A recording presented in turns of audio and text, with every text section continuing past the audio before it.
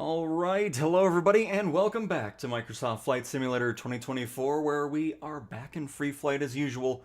We're on the PlayStation 5 Pro, and people can join us if you want to. So, we are going to do some island hopping today on the Hawaiian Islands. We are, of course, in the lovely PC6, which I honestly haven't flown too much. I'd like to get a little bit more familiar with the aircraft. And yeah, so that's kind of the goal today. Hopefully everybody's having a fantastic Friday and looking forward to the weekend if you're already there or just a few hours away from it. So that is today's goal. Hello, Oliver, Luig, and Thomas. Hello, hello. Welcome, welcome. Hopefully you're all having a fantastic Friday. Welcome to the stream. Yep, the engine's there, folks. We're good on that. But nice. Let's scoot our way on up here. And you know what? Here, let's add some passengers as well. We may as well, right? And Pac-Man, hello. Taco Life, hello as well.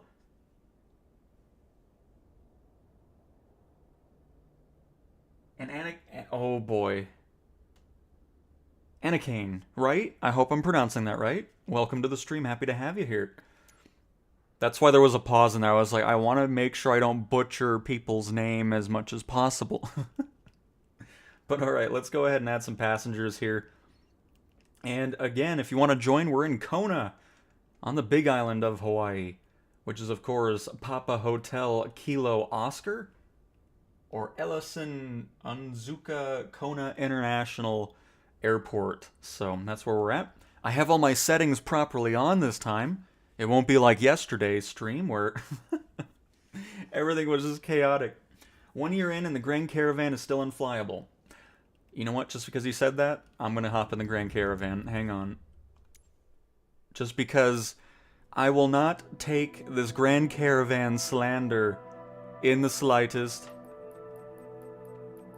Don't worry, Grand Caravan. Where are you? Don't listen to this slander here.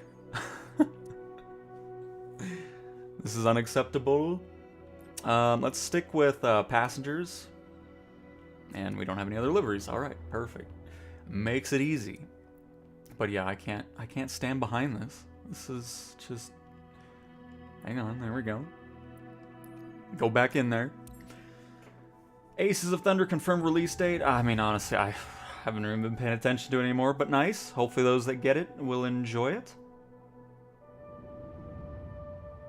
There's a way to walk through the plane. Yes, it's by holding L1. I'll kind of showcase that again here. Let me get everything off of the aircraft. Let it all load on in here. There we go.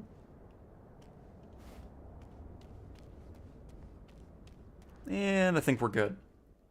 So, yeah, when you're holding L1, you can use the left stick to move around, the right stick to move the camera, and this is all while holding L1 down the left bumper over there.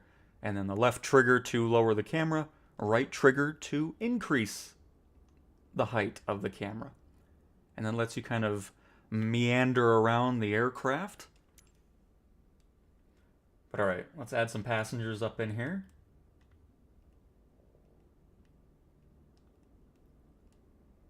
Nice little quick fill. Load immediately.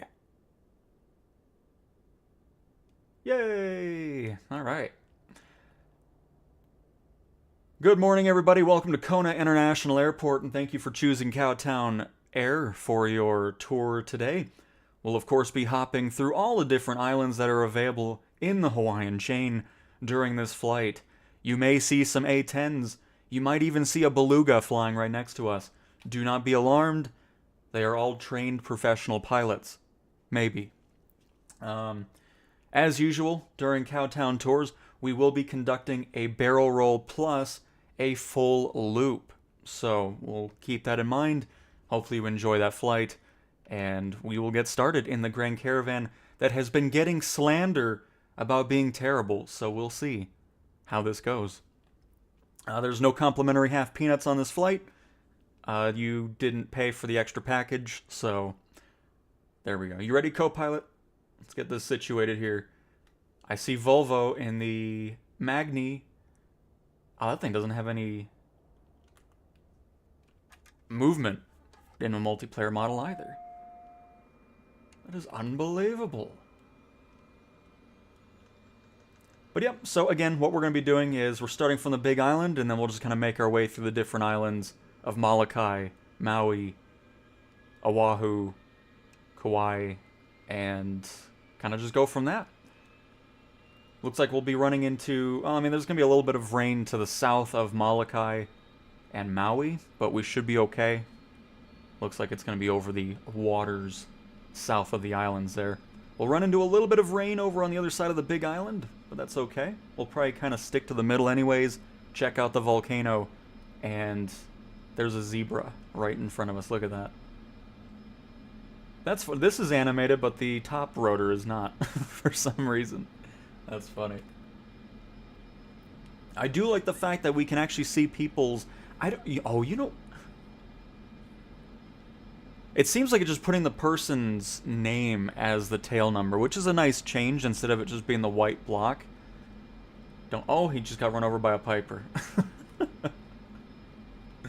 Alright, so we're going to set an altitude of... I mean... It's a pretty steep climb to get to the top of the volcano, so... We'll probably do 8,000 feet for now, and we'll see how that goes. We'll do 7,000, actually. Because if you didn't know, it does snow in Hawaii on the Big Island. Heading we'll set to... We're going to go to the southeast a little bit. A little south-southeast. And let's also get our bank set up to half bank mode. And I think we're good to go, folks. Bring that RPM down for now. We don't need it to be full power on taxi.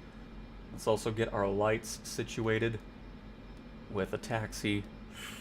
We'll get the left landing light on already as well. Beacon, nav, strobe.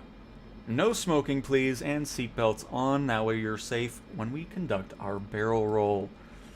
Excellent. Let us start rolling. Let's see here. And Cody, yes, this is on the US West server. That is correct.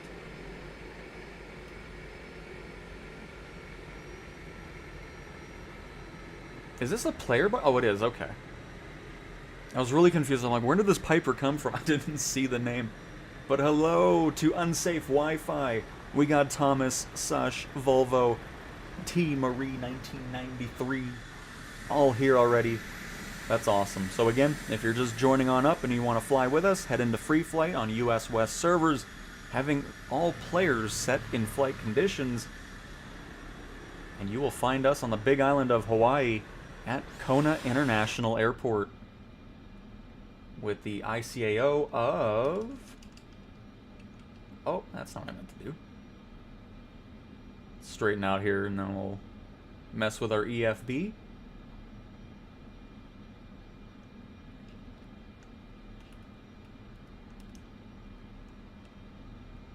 Maybe? Hello? It's wanting to be... There we go. But Papa Hotel Kilo Oscar, PHKO, is where we are at. We're going to be hopping around the Hawaiian Islands today. And that is our flight itinerary. As a beginner, do you have a playlist I can go to learn how to fly 24 all in one place? I want to buy the game for the holiday. So I have things over key parts of the sim, like basic controls, over everything regarding what the DualSense controller can do. I have stuff about how to interact with ATC, pushback, and all that, and also a video over flight planning. And then all these streams, I always like to kind of go through tips and things regarding just overall flying and what you were wanting to do while you fly. And Big Chungus, well, happy to have you here for today. Welcome, welcome, and Simon, evening to you. GDA Football, hello. JCBD, hello as well. Heavy rain on Kauai right now. Nice. I look forward to it, 808. And what time is it where I'm at? It is 10 in the morning. Well, 10:35 if we want to be specific. And Neil, hi Cowtown, how you doing? Tried a career mission. Tried to use autopilot by selecting nav mode and didn't follow my GPS. Also tried heading mode and still went off course. What plane were you flying?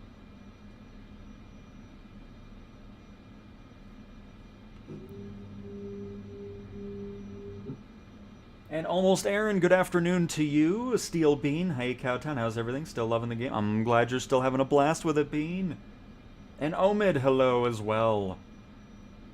And Bahanka, hey, I have an Xbox Series X and cannot select or buy any Airbus aircraft to career, but I see a lot of people playing them. What should I do?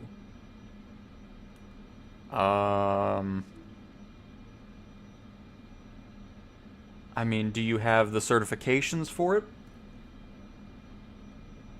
Because, I mean, right now, I mean, the A330 you won't be able to use in career mode since heavy cargo still isn't here. The Beluga you can't use because that's not in career because of heavy cargo not being available just yet. And stuff like that. The other thing, too, is you want to make sure you have enough credits. Because obviously going into those airliners, they're requiring quite a bit of credits for that. Nice Sea Star, very nice.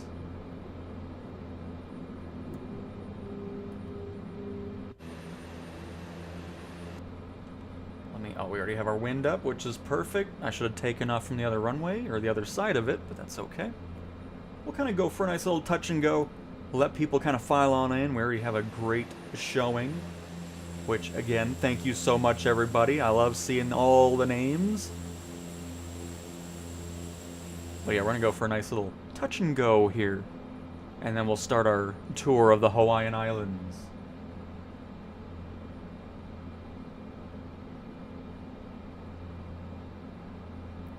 So, I mean, this is the same setup as a 172 here regarding, I mean, it's a little bit different just because autopilot's up here, but so for heading, for example, let's say we wanted to have a heading of 038, we would hit autopilot and engage heading mode, and that would be it.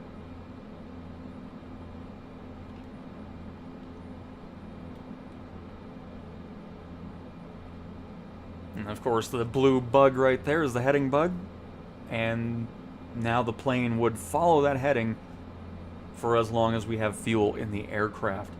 And then if we had a flight plan, which I don't have currently, if you're not next to the magenta line, it would be on this screen over here, a purple line or magenta line right here. We would intercept it, have nav mode on, and it would kick out of heading mode and then follow the nav mode from that.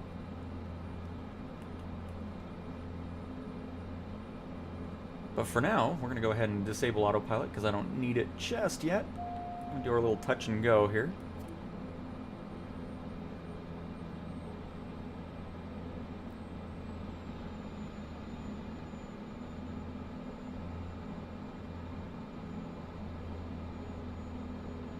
Well, they're probably flying it in free flight.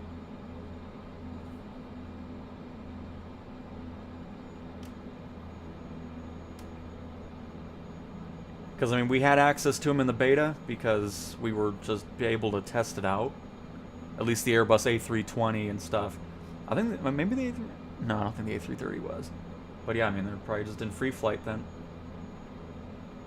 And Red Guru, good morning, Cowtown. Looking forward to your barrel roll. Hopefully the passengers feel the same way. Absolutely. Well, it's evening here, and so we all happy evening to, I don't know why I said good evening. Hopefully having a great one. Welcome to the stream. Can you use your credit to buy more planes in MF-24 PS5? When the marketplace is fully functioning with, or not functioning, but fully filled with third-party content in the springtime, you'll be able to buy other planes, helicopters, airports, scenery, liveries, and all that good stuff. But again, that'll be in the springtime.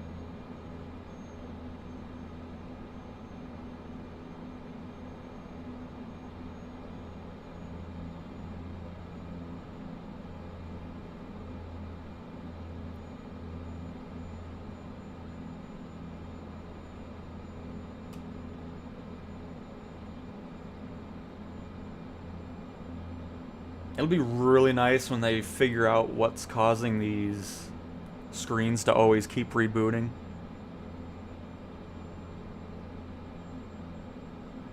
Because I'm kind of...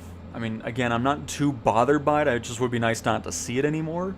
I'd be more bothered by it if it would just not reboot at all and would just blank out and be not useful at all. But still, hopefully it's something that can get fixed here, because I'm not sure if we're going to be getting any more updates between now and the new year. So we'll see on that, because I don't think we had anything new this week. I don't know why I said I don't think. I know we didn't.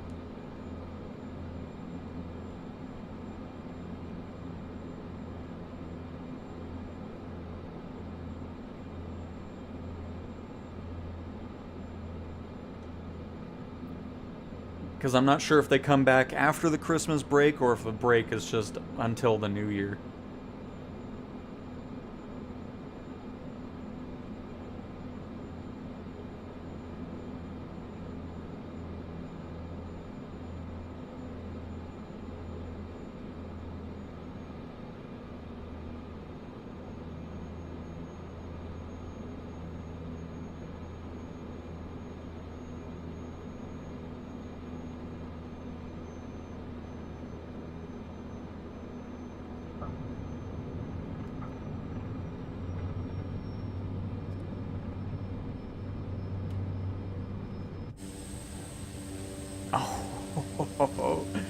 Oh man, I love it. It's so cool seeing so many names flying with us. As you, oh my goodness gracious! All right. So yeah, I'm still not sure what the issue is with the Grand Caravan.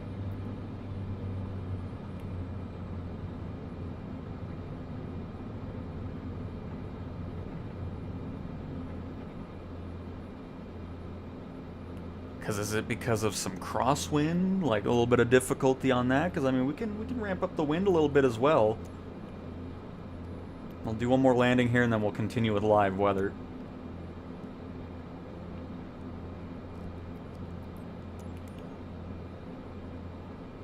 So got a nice little crosswind going here now, and then we'll do another landing.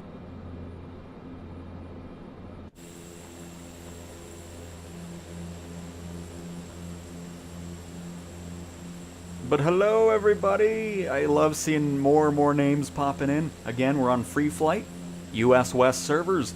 Make sure you're set to all players and flight conditions. And we are at Kona International Airport in Hawaii. Which, if you want to see the ICAO, it is Papa Hotel Kilo Oscar. Let me increase the size for you. Right there. PHKO, Papa Hotel Kilo Oscar.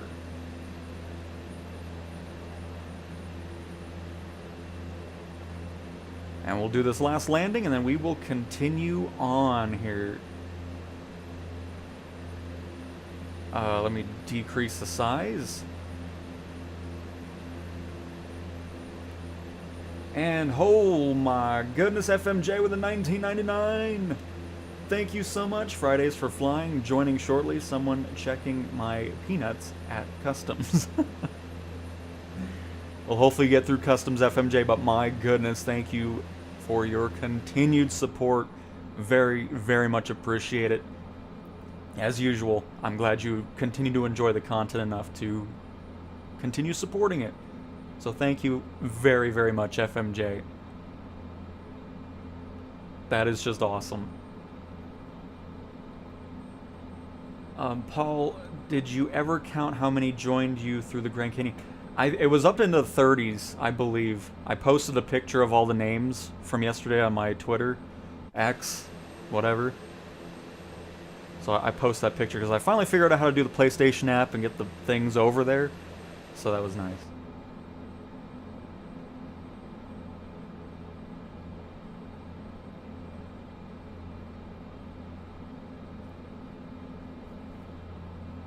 And BJ Unit, the scary thought would be that the screen's blanking out is true to life. That would be very scary. I would hate having to see that. And again, one more thanks to FMJ for the 1999. I need to get a mouse that looks easier.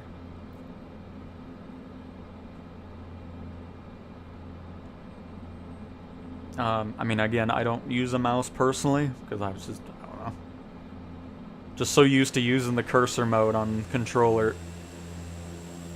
Hey, New York is back! I was looking for that name yesterday, because New York's been with us for plenty of our flights. Happy to see you here today. Deyote, Volvo, Bullet, A-Train, Cody, NBA, Unsafe Wi-Fi, Sush, Kiwi Flyers back as well. George, Simon, Daniel, and UPS is here. That's an AI flight in a 747. Nice.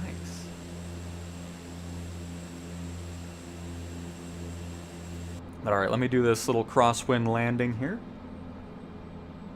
Hi Cal, I'm a couple weeks into my sim training and I'm trying to get my head around this autopilot to follow mission routes like the photo missions.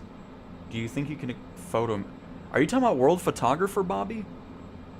Because, I mean, there's really no point in having autopilot for that. Because you can just pause the sim with L1 and triangle. And then you can take your picture with photo mode if you want. If that's what we're talking about. Because then you can just, you know, if you have to have something in the background.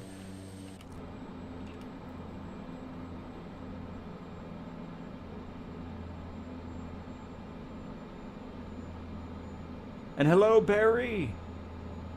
We'll join you once I land in Holland. Very nice, Paul. We look forward to having you fly with us.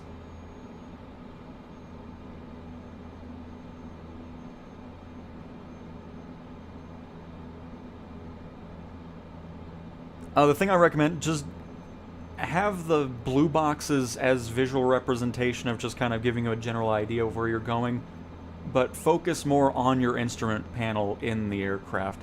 That's the more important one.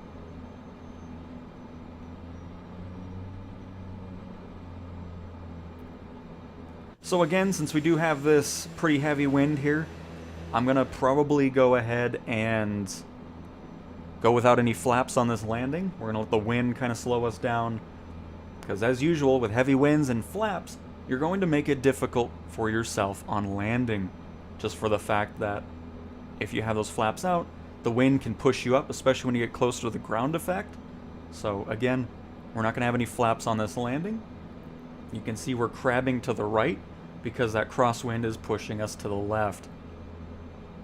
So we'll do everything normal like we do. Keep a bit of a... I mean, we might have a little bit of a higher airspeed going into it than we normally would with a lower wind, just to kind of counteract any nonsense or gusts that could affect our aircraft. But you can see we're up to about 12 knot winds of a crosswind here, with gusts probably a little bit higher than that.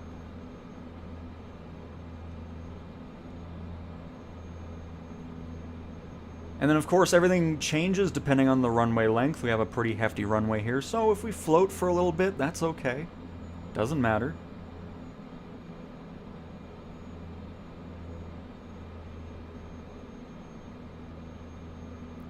And we're going to flare the aircraft. Let the airspeed drop on its own. Put in a little bit of left rudder here just to straighten out the aircraft. A little hard on the right gear there. We're not going to use the brakes, we're going to use the reverse thrust, because if you use the brakes, you're going to be wobbling the aircraft back and forth, and you're not in for a nice time on the ground. And there we go.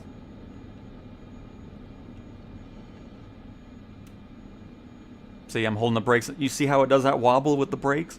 That's why using reverse thrust is what you want to do when landing the Caravan in any situation, not just crosswind landings or anything like that. So, cool. Let's go ahead and set this to live weather, and we are going to head on out.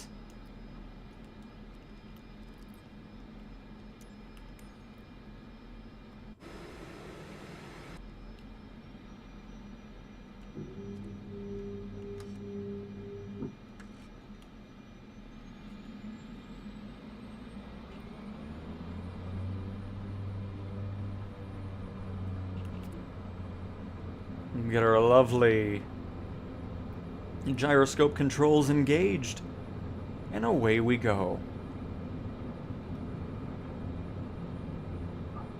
Nice gentle takeoff. Let's explore the Hawaiian Islands. It'll be nice once we get over to Oahu, because they had a world update over there. I think it was actually part of a city update. Regardless, Honolulu has new photogrammic imagery and all that good stuff, so that'll be nice to fly around again. So, altitude, we're going to set to, let's do 6,000 for now. We're going to have our heading set over here. That's already on, perfect. Half bank mode should already be on, perfect. Done.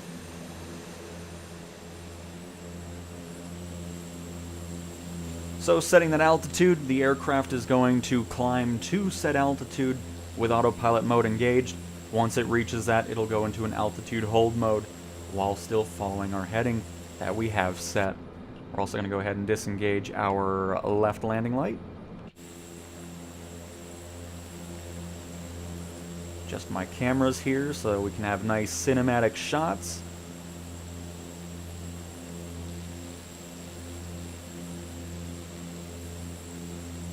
UPS chucking out the parcel. Well, no wonder it took forever for my package to get here. Goodness, that was like weeks ago now. And so is Russ. Hi, Cowtown. Hope you're well. I'm doing great, Russell. Great to see you back in another stream. Welcome. Hope you're having a lovely Friday. Any missions in the career mode?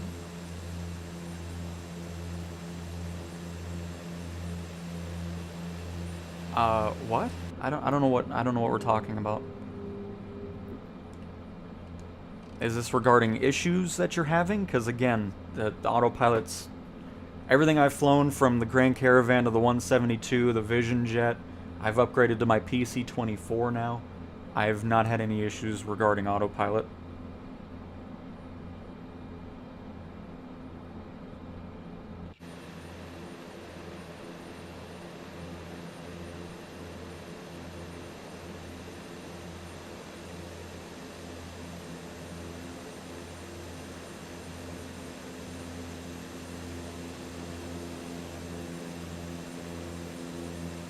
I think photo game mode I don't know what I'm lost now. I'm gonna be honest. Unless we're talking flight seeing or something. I only use autopilot in that mode for getting to this next location. But once you have to do the orbit, I don't do autopilot. I'm always just hand flying at that point.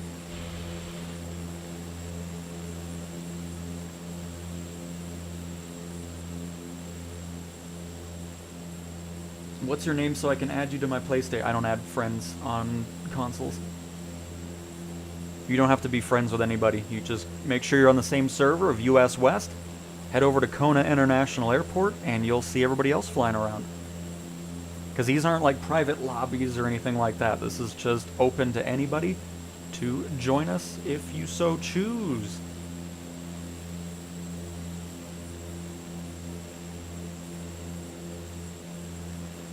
I don't use any flight stick, using a DualSense controller with gyroscope controls that are built into the controller. Yeah, Red Guru, I wish I could get rid of them, but unfortunately I cannot. Those lovely smudges.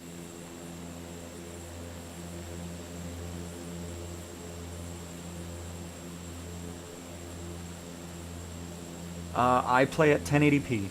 Because I don't have any 4K monitors or anything fancy. There's just 8-year-old monitors that I use to play on PC, Xbox, or PlayStation now.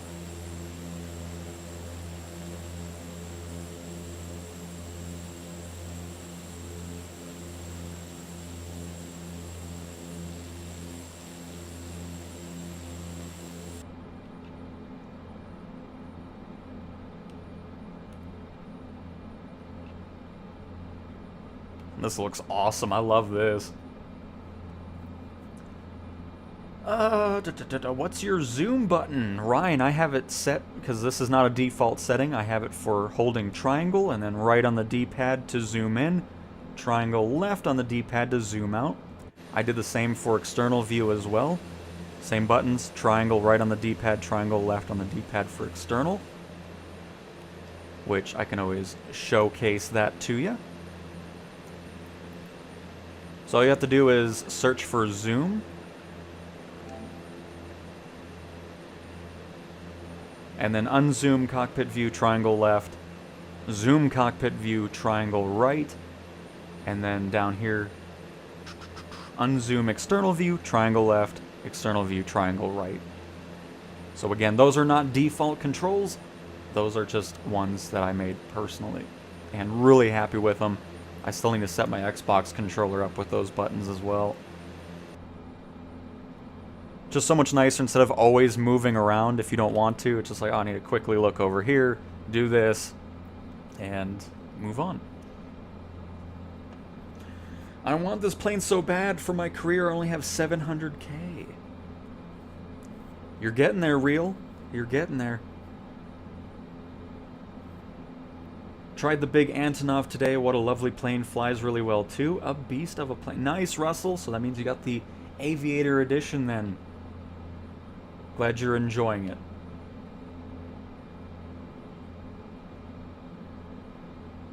Yeah, I saw that, FMJ. I was really surprised. I mean, I guess that's just the same... Like, when they update that, it just goes to every platform. But yeah, it is quite the tease, for sure. Where do you find the servers at on PlayStation? So in Settings, Online, and then in that menu you'll find the server option there. And you're welcome, Ryan. Cool, I wonder if anyone has tested the frame rates. Bethesda game are better at 1080 for me. Well, I mean, of course, because once you upgrade the resolution, whatever you're playing on is having to do more work and all that. I don't know, I don't really care about 4K, to be completely honest with you. I know I'm going to make people mad about it, but it's just, especially for gaming, I just don't care about it. As long as my monitors continue to work, I'm going to be thrilled with that. Because I always get the comments like, you have a PlayStation Pro, an Xbox Series X, a PC, and you're not playing at 4K? Nope. I sure am not. And don't have any plans to do so anytime soon. And Sean, it's going great. Hopefully going great for you as well. And Kyle, hello, hello. Made it to Friday. One of the best parts is getting to watch the stream. Well, I'm happy to have you here for another stream, Kyle. Hopefully you're having a great Friday. I bind my button but didn't save when I relaunched my game. I mean, the only thing I can think of is when you're messing with stuff, you're changing out the preset. Because if you just mess with this over here for general controls, and also the other thing that you're probably doing is when you do reset a button, which, hang on, sorry, I'm going to pause everybody. So let me just, I'm going to clear out my Zoom cockpit really quick because I want to showcase something. Because if you're doing a button preset, oh crap, hang on, I have to do it from here. I'm going to be paused, folks. Don't worry, I'll catch up here. Because I've gotten this question a lot and I know what people are doing, so I will showcase what you want to do in order to not have this going on all the time. So we're going to go into Zoom. We will unbind Zoom cockpit view. So like, let's say you want to do this now. It's like, okay, I want triangle right on the D-pad. We're going to click on this, triangle, and right on the D-pad. Perfect. So, okay, for this it doesn't make a difference. Interesting, because I was going to say, because when you change like overall flight controls, it'll ask you if you want it for everything. So for camera controls, it should do all that. But let me go find something for flight control stuff.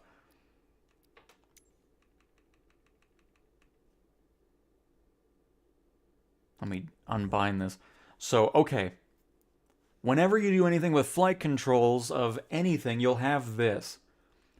So if you're wanting to change something regarding flights or invert your controls, change sensitivity, whatever else, you'll want to click Apply to All Airplanes, because if you don't, whatever plane you're selected on, for example, the Grand Caravan here, and apply to all planes isn't checked, that change you just made will only stay with the Grand Caravan and not the other planes. But if you set apply to all airplanes, whatever you change the button to, that setting will be across the board, no matter what you're flying, from helicopters, planes, and all that. So if you're changing things regarding that, make sure when that menu pops up, you check apply to all airplanes, or else you're going to have to do that individually for every single aircraft. So hopefully that makes sense.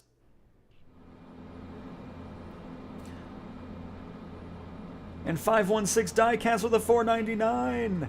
Oh, love your content. Thank you for all you do. I very much appreciate it, Diecast. I'm glad you're enjoying the content enough to even utilize that. So thank you very, very much. Happy to have you here. And hopefully you continue to enjoy the content. Dev Brown, good afternoon. I'm here. Not 100% today, but I'm here. Well, I'm happy to have you in any capacity, Dev. I need to run to the store a quickie. I'll be back. All right. We'll be here, Red Gun, or Red Guru. And Paul, wow, S-rank landing. I'm happy. Nice. Very nice, Paul. I'm doing good. Thanks for asking. Just started a career on Sim, going for a primary helicopter pilot career. Oh, very nice, Sean. We should be getting closer to more things being added for the helicopter side of career mode. You know, firefighting with them. Probably some more things regarding cargo delivery and stuff. So I think it's going to be an exciting year for career mode. Let's go ahead and set this to 10,000 feet.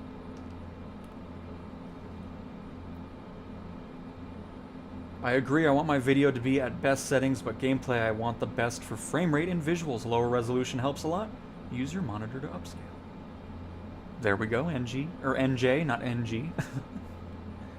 And sorry I'm late, had to get my dog from the groomer. Well, happy to have you here, Monorific. And NJ with $2. Oh my goodness, thank you so very much for that. Like I've been telling everybody else, I'm glad you're enjoying the content enough to even do that. So thank you very, very much for that. I appreciate it. It's awesome that you guys continue to enjoy the content. Excited for the new year and all the other things that we can expect from Flight Sim. It's going to be fantastic, especially when heavy and super heavy cargo missions arrive in career. Can't wait to make a whole slate of videos over that and just everything else they have planned. It's going to be awesome. And Christian, we are in the Hawaiian island. We took off from Kona? I was going to say Koana. Kona International Airport, and we're just going over the big island. About to go to the highest point of the island. At least I'm pretty sure this is the highest part. But yep, so just southeast of Papa Hotel Kilo Oscar. PHKO is the airport we took off from. Ooh, I can't wait to get to the rainy part over here, folks. That's going to be great. And Harshal, hello. Welcome back to another stream. I'm doing great. And Terry, yep, Big Island, so southeast of Kona International Airport.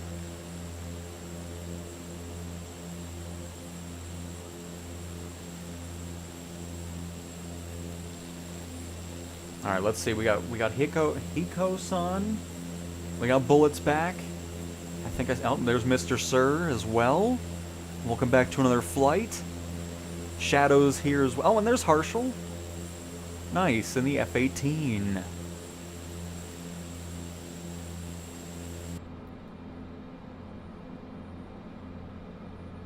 We're going to go ahead and not force the plane to stall out here, so let's go ahead and move to the right. Just a little bit. We're also going to... By the way, what did I do here? I didn't even set any of this stuff. Let's change this up. Get our engine prop RPM up as well. Oh, yep. We're gonna bail out of autopilot here.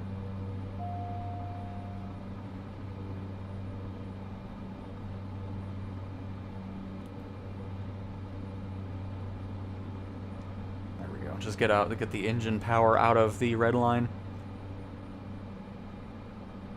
Hello, folks. If you saw us getting very close to the ground there, do not be afraid. It is just part of the experience of the tour, just to kind of give you a sense of what it would be like in that situation.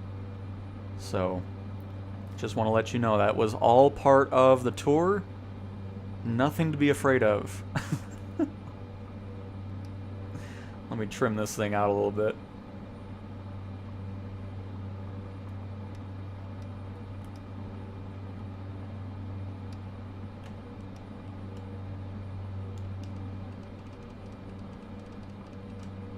Get this to 12,000. Set up our new heading. Get this back here. Oh, let's not go crazy on that, please. 500.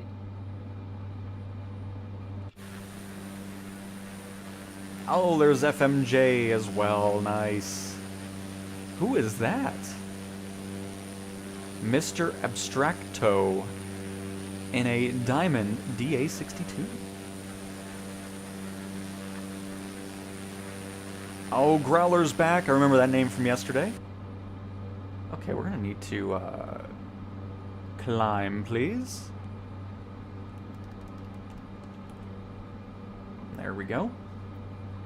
And just me, welcome back to another stream. Why does the autopilot not continue to follow the magenta line in the landing pattern on the Vision Jet?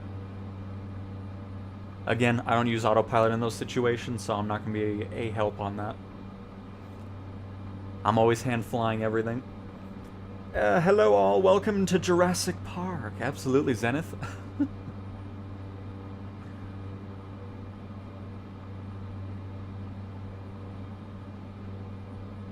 And Lung, we are in the Big Island of Hawaii. Had a 15K mission yesterday that ended in my biggest payout of 30K. Very nice. That's why it's always nice flying in bad weather. And of course not skipping. You get those bonuses, which is fantastic.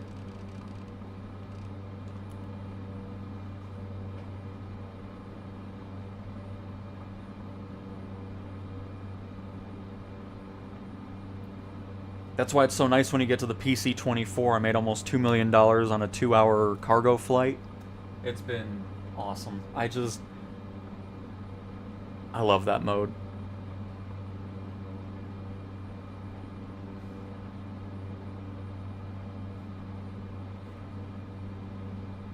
Hello, Stocky. Welcome to the stream. And absolutely a very tragic event with the Cessna 550 aircraft. No doubt, Todd. I've been trying to set force trim release today, but struggling to find buttons to map it apart from sticks on controller. I don't have any recommendations for that, because I don't believe force trim release. Yeah, I don't have that. Oh, sorry, Copilot getting a little too close to him there. And let's head over to the left a bit more, go over the peak.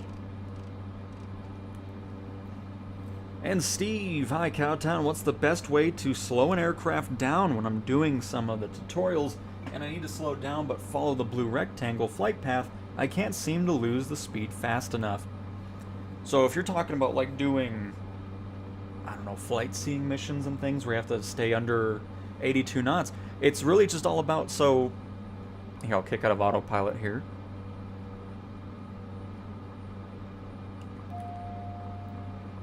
So let's say we need our airspeed to be below 120 knots.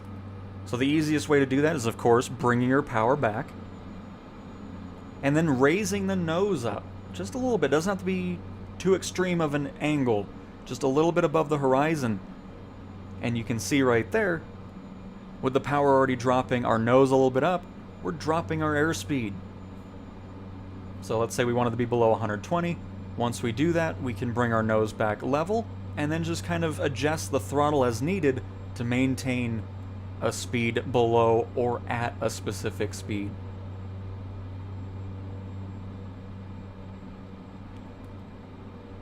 And hopefully that makes sense. Oliver, yes, yes. I've already said hello to you about 3 times.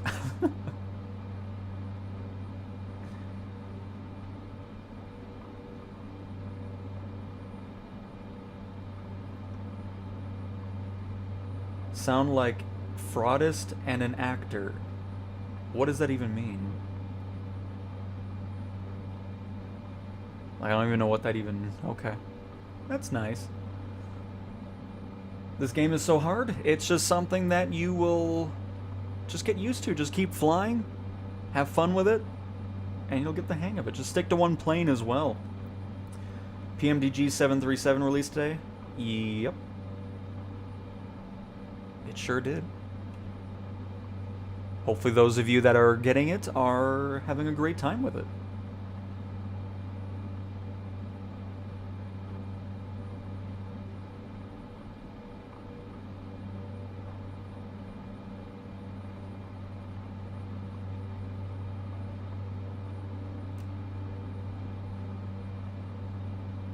And Fighter Pilot, what's up, Cow? Hope all is well, my friend. Everything's fantastic.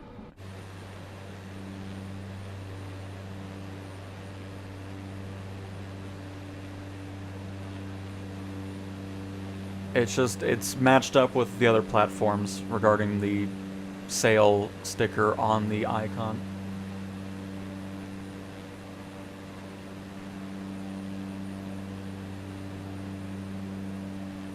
Okay, I don't even know what you're talking about anymore. There we go. How about I do this? You can move along now, instead of saying the dumb things you're saying. Have a great day. There's always got to be like one person that just shows up and just says the most dumb things, and then he's like, oh, I don't know what's going on. I'm gonna say a stupid thing.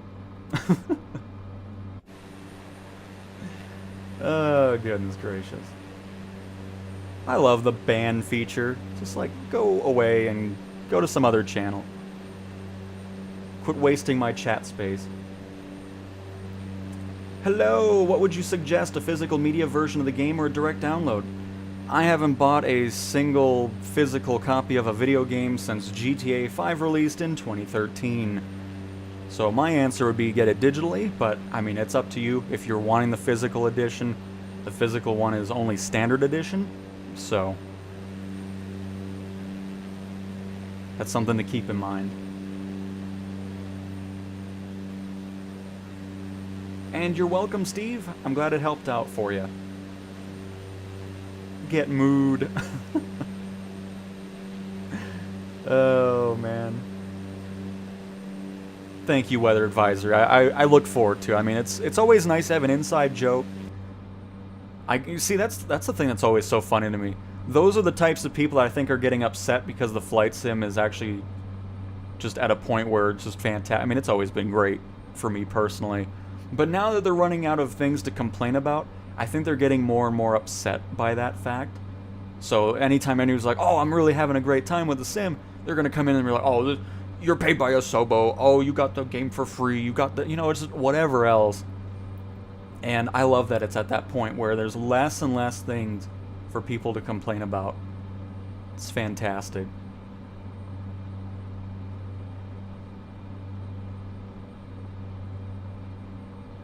And Whisk, welcome to the stream, but yes, there is. It's just always amazing.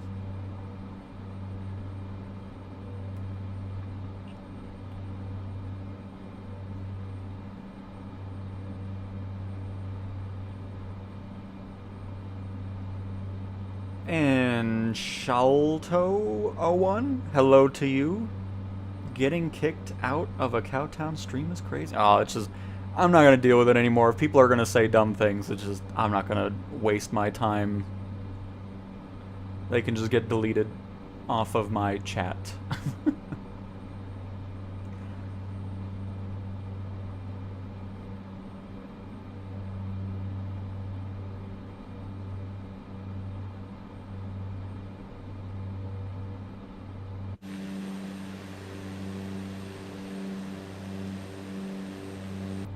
Alright, let me get this back into an altitude hold mode. What are we at? We're at 14. Oh, we'll just... we'll bring it down to 14,000 for now. We'll lower ourselves. I just want to stay above the clouds for a little bit because it looks really nice.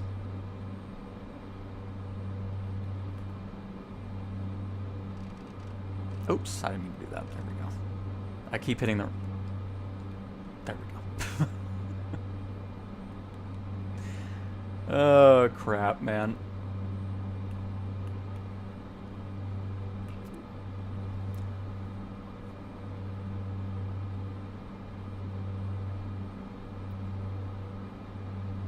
You showcase and provide help so well, keeping on. Absolutely, NJ. That'll definitely never stop. When they run out of things to complain about in the game, they start on you. I mean, it's just, I don't know. It's just funny to me. Apparently I'm an actor, though, so I mean, can't wait for my Academy Award. Really looking forward to that. I'll be sure to shout everybody out. All my viewers, thank you for this opportunity. Really enjoyed showcasing my favorite sim. Honestly, my favorite thing to play in general. Has nothing to do with acting. I mean, if I didn't like the sim, I wouldn't be here every day showcasing it, helping people out, or anything else in between.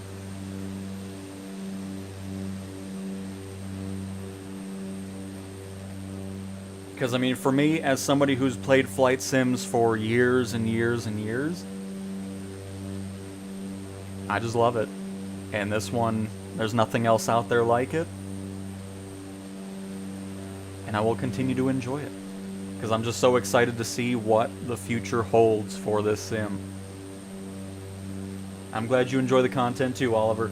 And Joel Cool, hey Cal, I'm enjoying the game and I bought it. Haven't had a crash since release. Very nice. Very nice, Joel. He needs some milk. Played 2020 extensively on PC, was apprehensive to get it on console, but wow, color me surprised. Absolutely great experience for me on the PS5 Pro. Same here, Whisk. It's been, I mean, right from when we started in the beta, in the beginning of October, I was impressed. Like, it was just, it's been such a great experience. I'm glad everybody else that's purchased the sim has also been having an excellent time with it. I'm just really happy to see that.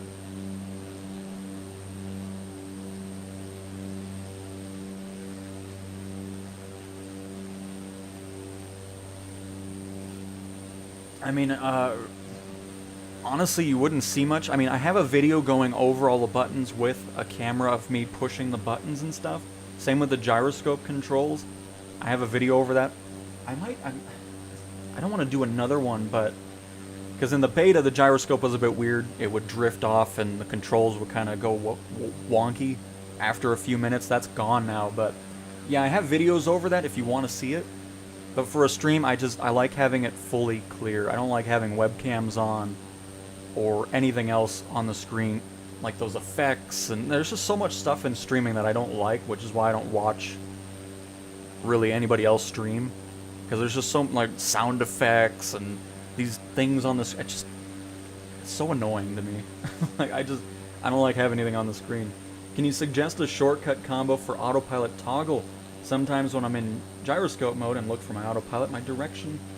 So, I need to look at that, because we do have a default button, which is is it R1? No, it's...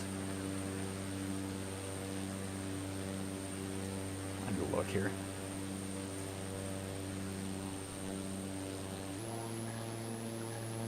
Hang on, I'll pause for a second, folks.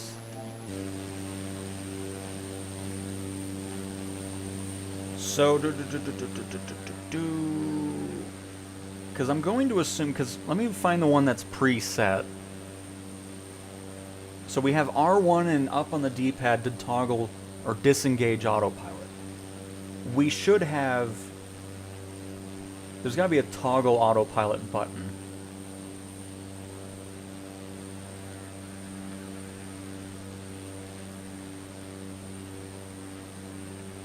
Let's see if I can find it here.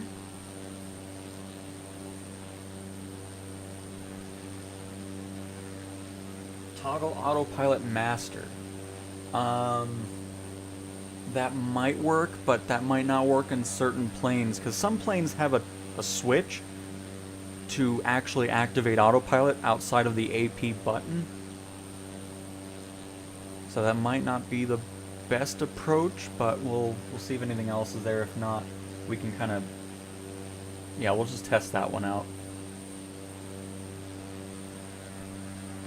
Because honestly, disengaging it with just... I'm gonna... Oh, shoot. No, I don't want to change it to that. Because, I mean, we do have an autopilot off-on button as well. I don't know what I've just done to my camera back here. Hang on.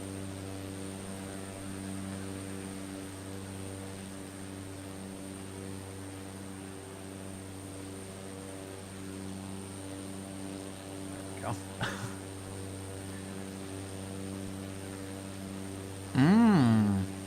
We could always set this to triangle up. Oh, no. No. Oh, goodness. No. We can do triangle up.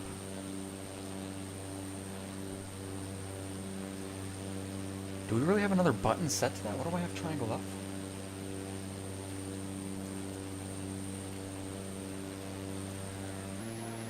for? Oops, nope, didn't mean to do that. Oh, I did pushback for that. Okay. You know what? What we're gonna do it this way. Let's set this to...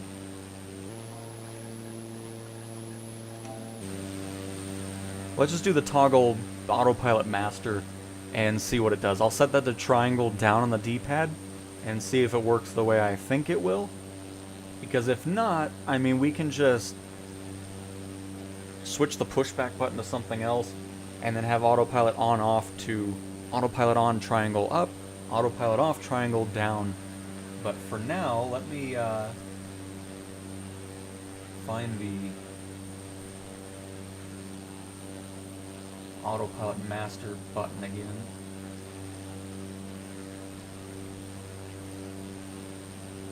And we'll just see if that works the way I was thinking it would. Oh, where are you?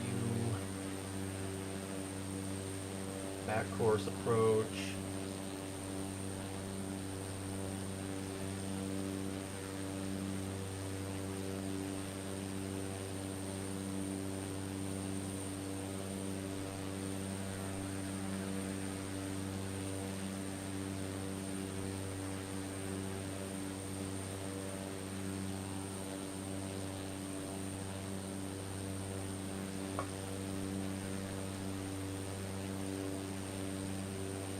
Okay, how am I missing this now?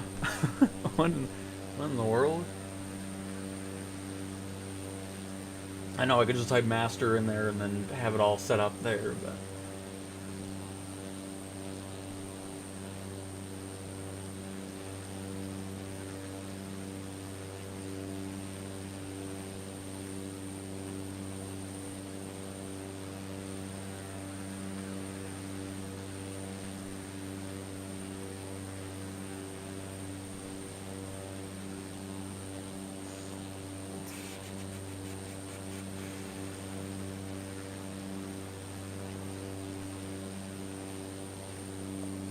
Okay, what else we're gonna do too is, because R1 and, or triangle up, or R1, whatever it is, I just don't like that anyways. I'm gonna pause for a second, folks, hang on. Because it really is just a useless button. Oops, I did not mean to, what in the world?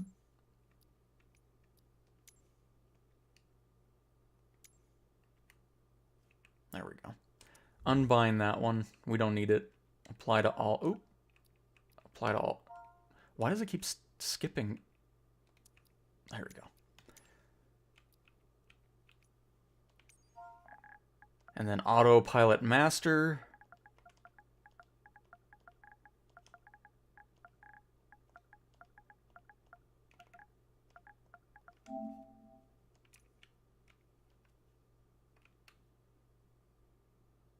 Perfect. All right. So let's see if this does what I think it will. Disengage and re-engage. Yeah, that's much better. Because I don't know why they made it default to just be the disengage button. I think it's much better having it set to that. So, there we go. Set that to autopilot master, R1 up on the D-pad, switch out that other one. That's just for disengaging it. Because now you can disengage and re-engage it without pushing anything else, which I think is much better. I'm happy with that. Perfect. All right. Sorry, folks. We're back. We're here. Let's turn to the left.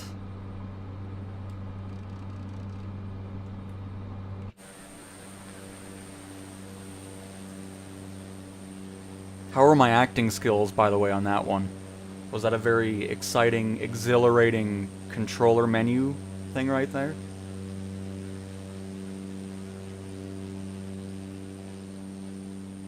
Where be my Grand Caravan? Where am I? Oh, there I am. Alright.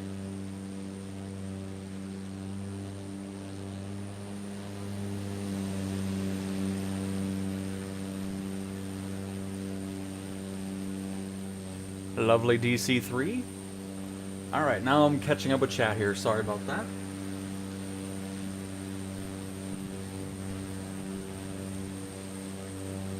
Can you suggest... Okay, that was just that. Hi, me again. Is there a rudder trim? I mean, in certain planes, yes.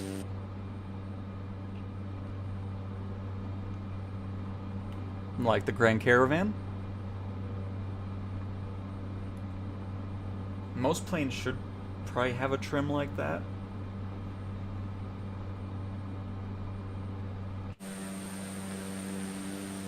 You get my vote. And Steven, thanks for your help on helicopters. Loving the game. Can't wait. Oh, goodness gracious. Can't wait to buy premium. Nice. Glad you're enjoying it. Helicopters are an absolute blast.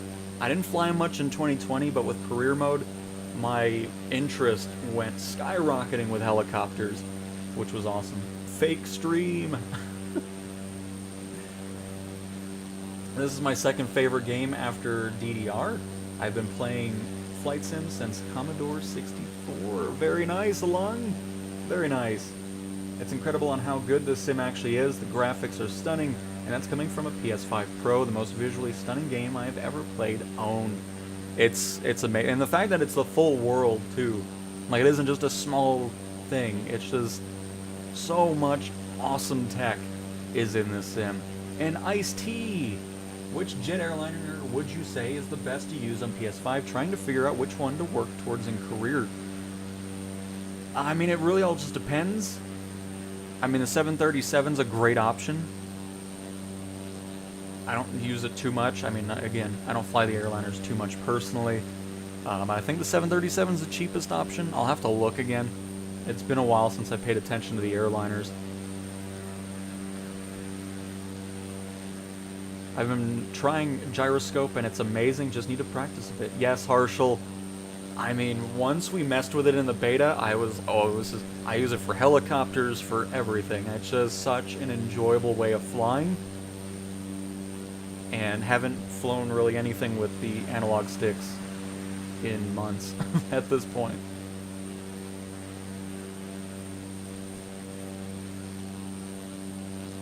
Had this on the Commodore 128. I had not been flying Sims since 2020. 24 seems so much... It's a huge step up, for sure. The visuals are a cheat code. I constantly fly places my partner likes to look at, so that I get to play as much as I want. Oh, well, see? That's perfect. Very nice.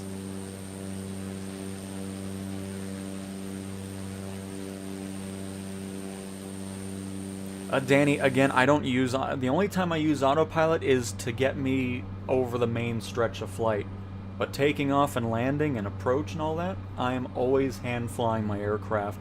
From the airliners to general aviation to private jets, whatever it is, I don't use Autopilot for that. So I will be no help with it. Because I want to hand-fly all the fun parts of a flight.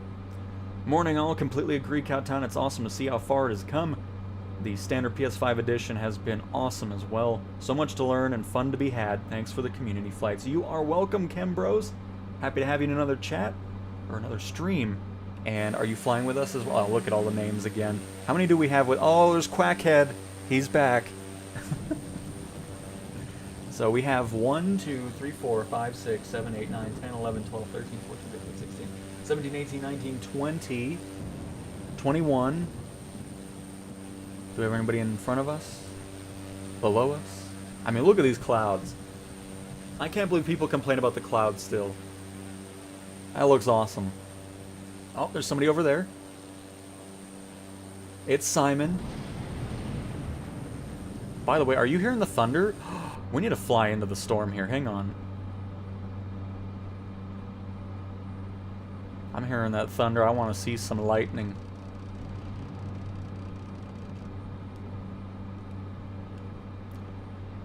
And let's go ahead and get vertical speed here. Bring that down to 1,000 feet. Let's go a little turbulent here. Is everybody ready for some fantastic thunderstorm flights? That's right, you thought we were going to just fly over all of it, didn't you?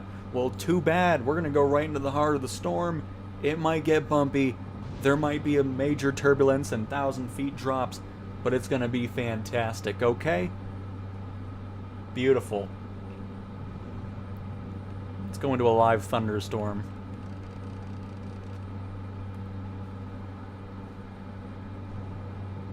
Styers, right now the downloadability thing is not there just yet. I'm pretty sure that'll be a thing with Sim Update 5, just because the overhaul that's coming regarding Marketplace and all that. That's why it's not here just yet. That functionality is only on PC and Xbox, but I feel like when we get that Marketplace fully up and running, the downloadability functionality will come over to the PlayStation side as well.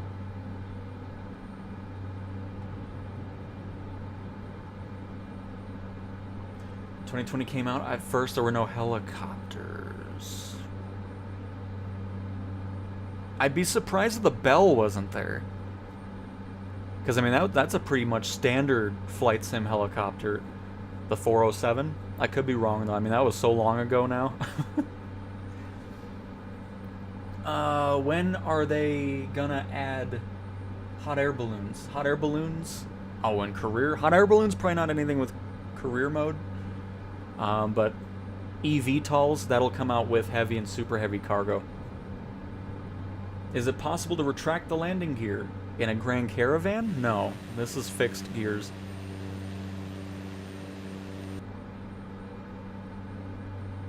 Quick question, I need help when I'm flying a big jet airliner at 36,000 feet. I don't know when I should be declining in altitude, and I use SimBrief. I don't use SimBrief, so I won't be able to help you with that. But you're basically going off of the distance you're away from your destination, and then you're kind of just doing the descent from there.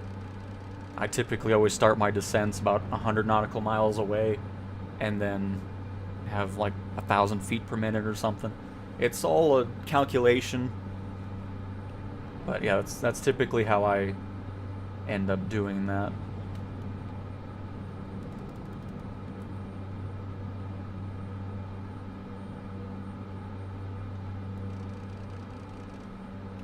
Get that to 6,000 feet, and into the storm we go. They should put the gyroscope in helicopters in real life. It would probably be safer too. I mean, I'm fine with it. I'll hop on in there with my PlayStation DualSense controller. I don't think multiplayer in Microsoft Flight Simulator 24 works without Game Pass. Yeah, you need a, just like with PlayStation, you need PlayStation Plus for multiplayer, and then you need a Game Pass subscription on Xbox. Bought a HOTAS 4. It's still in the box. I've not used it yet. I prefer the gyroscope on. I mean, right, Russell? I'm glad everybody's able to experience it now, because, you know, I brought it up a ton during our coverage, especially early on. And now people can see why I was bringing it up. It's such a satisfying way of flying.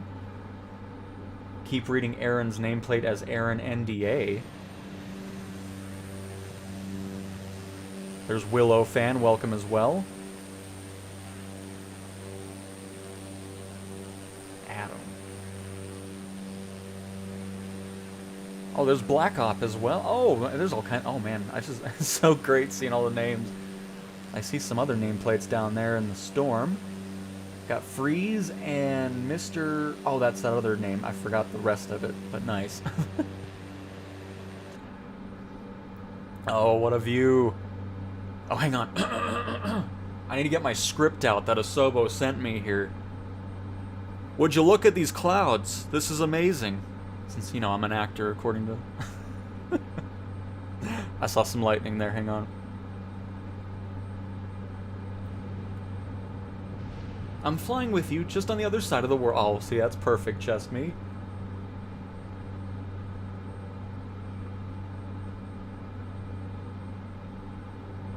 Looking to buy this PS5 version 2, it's so beautiful. It is awesome, Alex, it really is.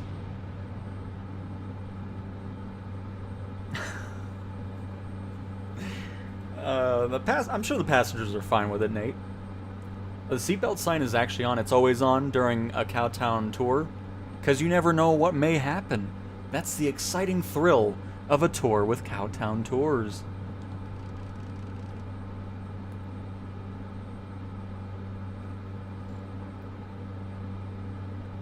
Oh, they did come in an update? Gotcha. I mean, yeah, it's just... It feels like so long ago. I mean, I started playing that sim in the first alpha builds of 2020. Back in, what was it, 2018, 2019? It was in that phase for a while. But, yeah.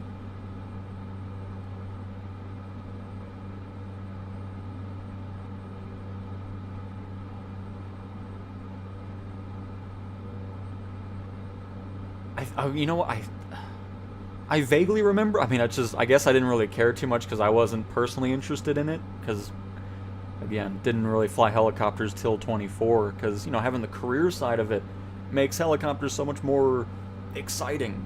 Because, you know, with free flight in 2020, it's just like, okay, there's a 2-hour flight done. That's 2 hours gone. You know, it's just, you had that sense of, it's just like, you know. Don't get me wrong, I still enjoyed it, but with career mode and all that, it's just one of my favorite additions to 24. How did you get that many passengers on the plane? By doing the quick fill in the EFB. Which you can do that in any plane. You open the aircraft tab. Hang on, I'll go to what you'll actually see. You'll hit flight performances, mass and balance, seats, set it up to a quick fill, load the aircraft, and then load immediately after that, and they'll pop in.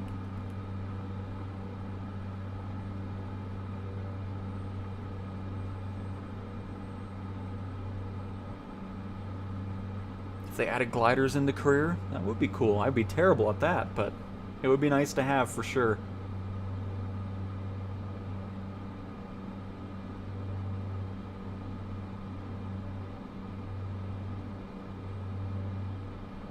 But yep, Stars, it'll definitely make its appearance on the PlayStation as well. It won't just be non-existent.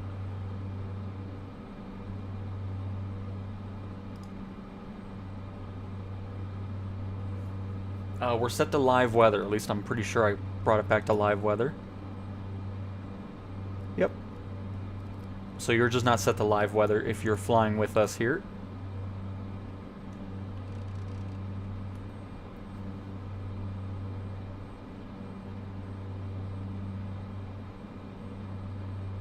And Dave, very nice. Glad you're enjoying the Edge controller. That's the thing with like the paddles and all that stuff in the back, right?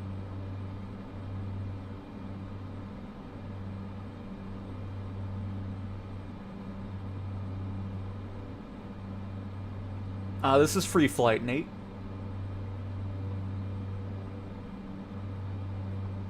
That is true weather advisory. I forgot to disclose that. Asobo did send out a fat check to make me interested in helicopters, so that's what really... It wasn't career mode. That's gonna be... I love that. I'm glad that happened, because it's just always gonna be something in the back of my mind. It's just... I can't believe somebody even said that. That's the thing I love about the internet. You can't enjoy something without somebody saying something like, oh, you got paid, you got this, oh, you're just, you know, whatever. It's just hilarious. And Dustin, you are welcome. Is it the same for cargo? Regarding, like, adding it to the aircraft? No, because with that, you just want to pick... Because you can get cargo empty and then cargo full as an option in the customization part of the menu when you're picking a plane. Because I don't think the cargo is added because of the EFB. I could be wrong on that, but I'm pretty sure it's just set to whatever specific variation of the aircraft that you picked.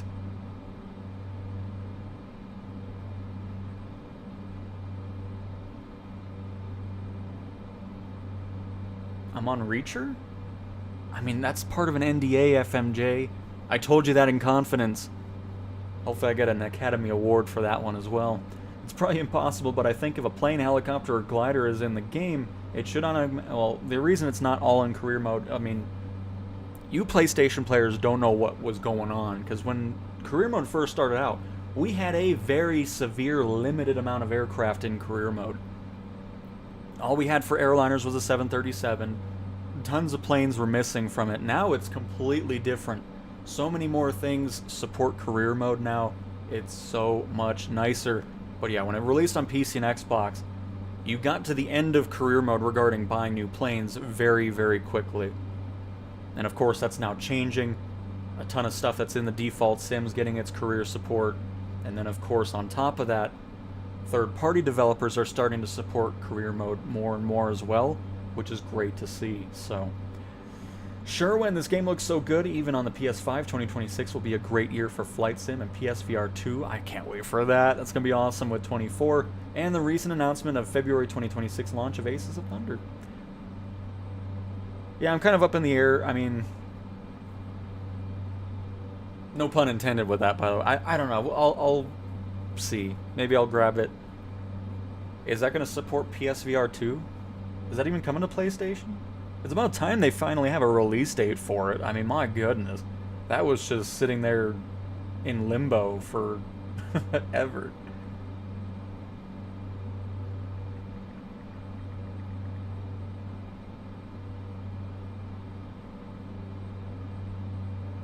Oh, it is going to be... Oh, well, you know what? Maybe I'll get the VR headset a little early.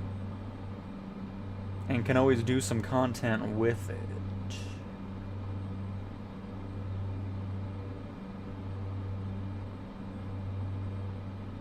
February 3rd. So we'll see. I mean, if people want to see it, I'd love to do it. And then we can do some multiplayer in there, do some combat. I'll probably be terrible at it, but... because it'd be nice to have another reason of getting the VR headset a little early. That way I'm ready to go for Flight Sim as well. So we'll see.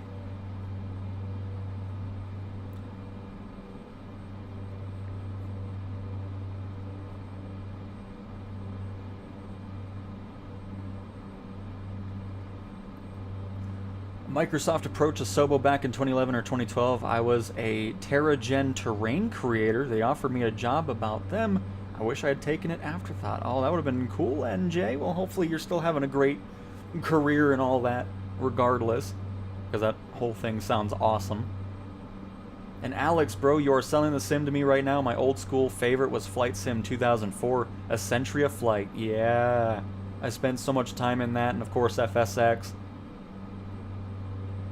How does it feel using... Oh, it feels great, because again, you can use the sticks, the analog sticks if you want to, but then of course you can also use the built-in gyroscope controls. So that's how I fly 100% of the time now, with helicopters, planes. It is awesome.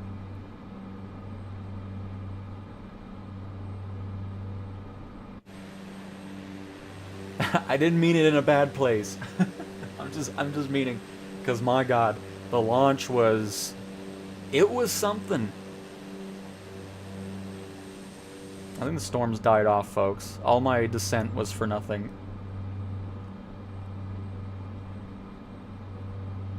It's alright, we'll continue here then. Well, that was pointless to descend. We'll get up to 7,000 feet here. And then climb from that.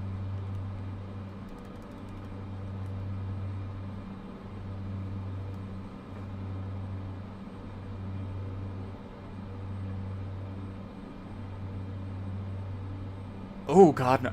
I don't know how, like, I can't believe there's people that fly or play, like, driving too with keyboard and mouse. I hate keyboard and mouse. I don't like it. Anytime I'm playing anything, even on PC, I'm using a controller. But people driving in GTA with a keyboard, flying with the mouse cursor and all that in flight sims, I don't know how people do that. There's no way. I will never understand it. Where's everyone flying at? Sean, we are over the Big Island, the northern part of the Big Island now. We're going to be heading over to our next destination, which is Molokai. No, Maui, and then Molokai, and then Oahu, and then Kauai after that.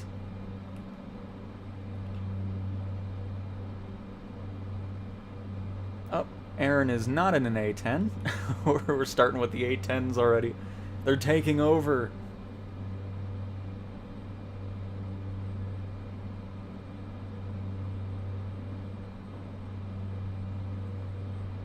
Oh, I've been in VR for a few years now.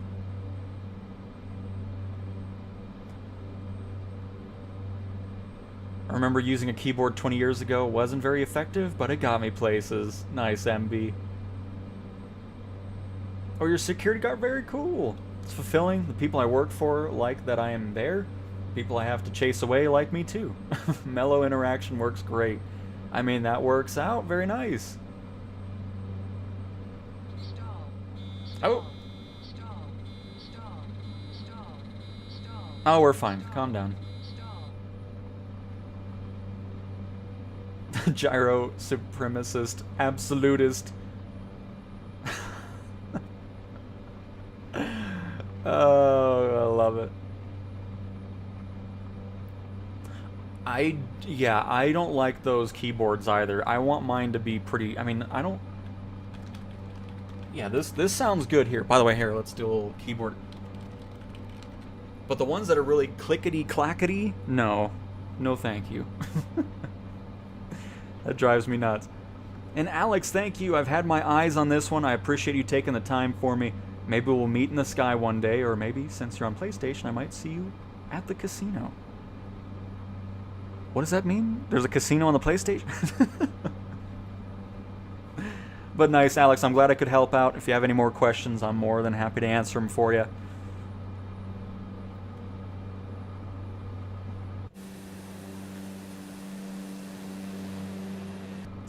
Do we have another airport up here?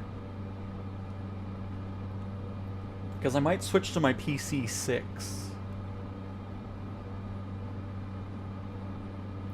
Ooh, we do have one over here. Perfect. What's the elevator, yeah, where's this at? 2,265 feet. Perfect. Okay. Let's sidetrack over to that. And we'll land, and we'll switch over the PC6. That way we're not just flying the same thing the whole time.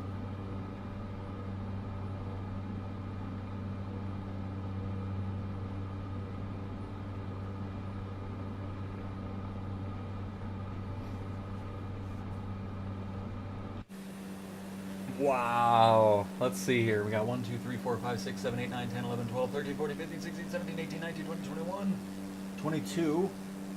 I think there's some people in front of us as well. Yes, there's 23, 24, 25.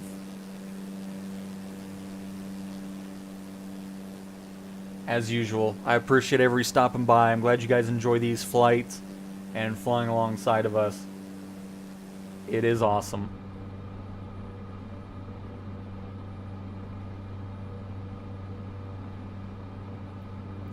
GSR. Autopilot stalled out. The only thing I can think of is maybe there was a headwind. You didn't have enough power going. And the plane couldn't keep up with the headwind that was going on and slowing you down. Because that's kind of the only thing I can really think of regarding that.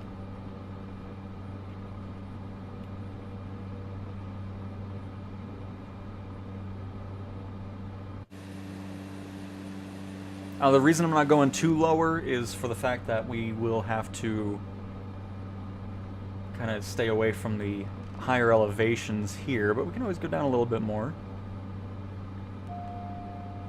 Oh, didn't mean to turn off autopilot there. Hit the wrong button.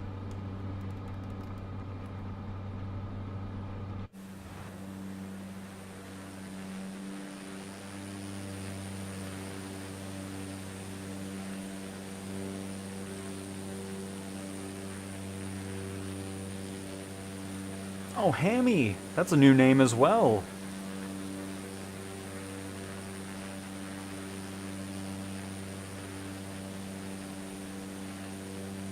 try out the auto throttle disengaging by itself at some point on the longitude. I mean, we can hop into it next, actually, and we can see if anything's going wrong with it.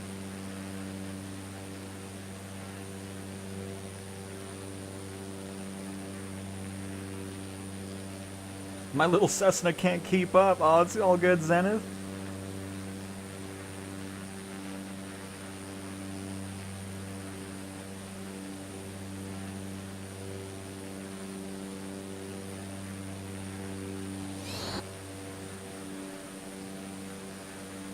Oh, was there ice buildup happening? Was it a cold flight? Because if you get too much ice buildup, you can of course fall out of the sky too. Because if that was the case, and your pitot tube goes frozen, you won't get an airspeed indicator anymore. So it'll just stay with wherever it was before it froze.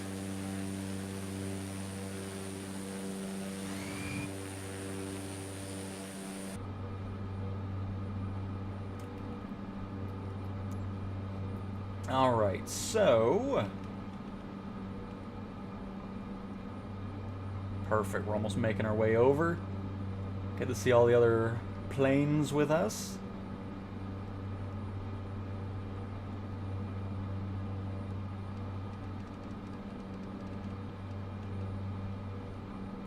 Keep our descent going just a little bit more.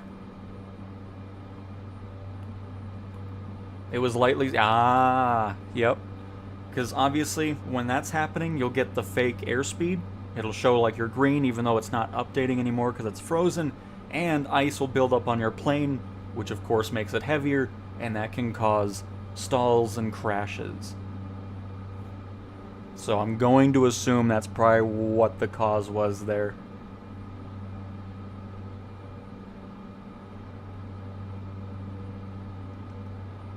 Let's go ahead and bring that power on back.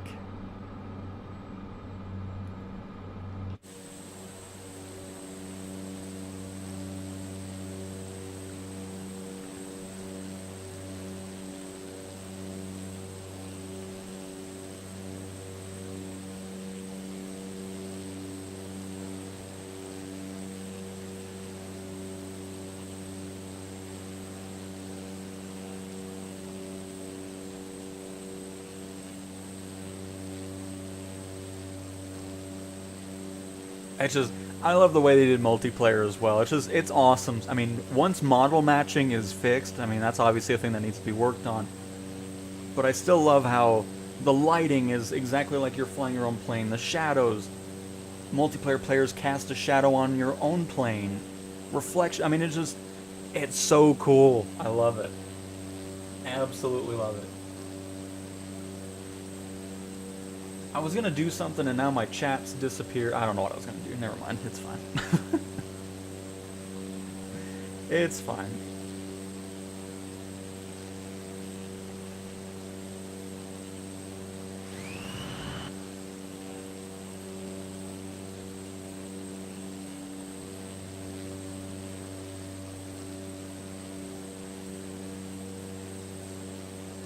But yeah, again, I mean, just if you're watching this, if you'd like to see Aces of Thunder on the channel, be sure to let me know. I mean, I'd be fine kind of diving into it.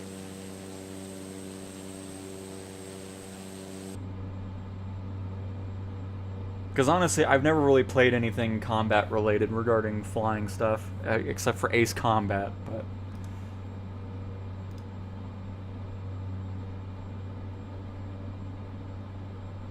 Nice, Zenith. How could I prevent that? So, some planes don't have any de-icing, because I don't think the 172 does. I know it has a pitot heat, which, here, hang on.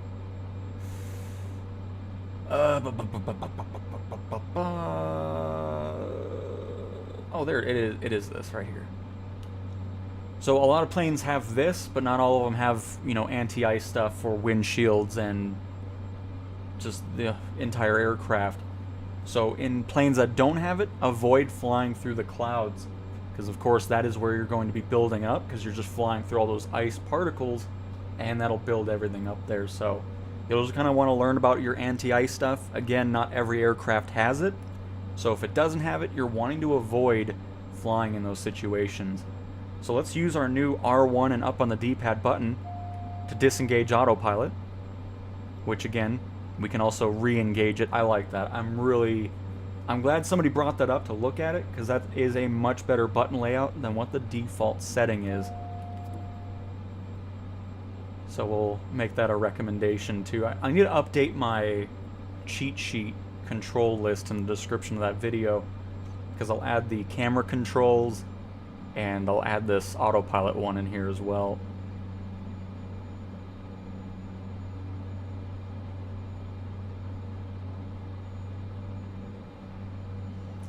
Big Chungus, the way to do it is set up a timer on your EFB, which is up in the top right. And then from there you'll be able to calculate or see how fast the time is going. And then you can bring it down to regular time again by looking at that. Because this does update, so if you go 2 times, 4 times, the time will be matching that.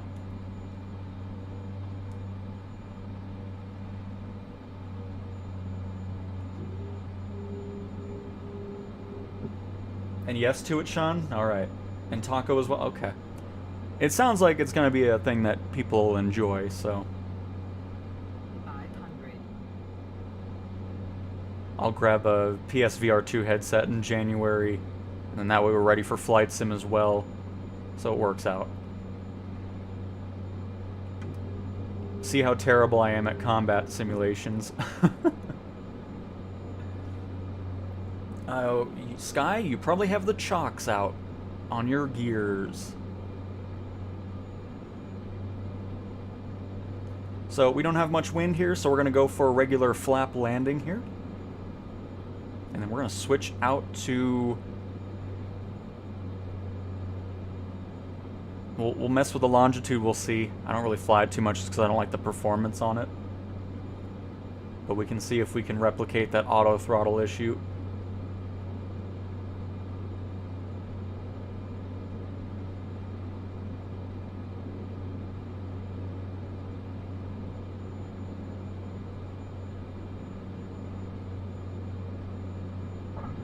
Yeah. Yeah. Oh, I love a good landing. No matter how many times you do it, it's just always satisfying. There we go. I was about to say I don't have any rudder control there. It was weird. Very nice. Good landings, everybody. So yeah, I don't know what the complaints are regarding the Grand Caravan. I don't have any issues flying it. So, anyways, from one Cessna to another. So again, performance is not going to look as nice, just because this one's needing some work. Just keep that in mind.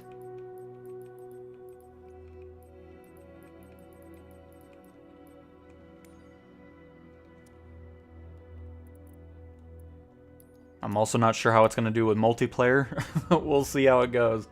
But we'll just do this quick little hop over to Molokai, and then we'll switch to another plane from that.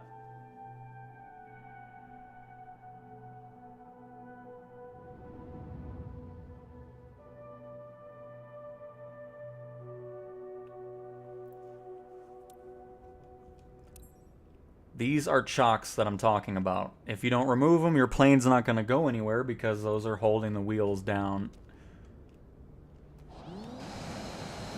But if those are gone, you probably have your parking brake set, which is R1 and square to disable them. Oof, I might do the test a little bit later, I'm gonna be honest. I don't like flying this one. It's just like the CJ4, I just don't like the optimization or lack thereof of it. So I'll look into it off stream. I'm just not gonna do a full flight with it. I don't like it. Asobo, please do some optimization to that, because I'll write it down and I'll see if I can replicate that issue, and I'll bring it up in the next stream. But yeah, I don't have any interest in it. Issues, Cessna, longitude, auto throttle disengages. Because, yeah, I'm gonna go back to my PC6. I am in no mood to deal with that performance.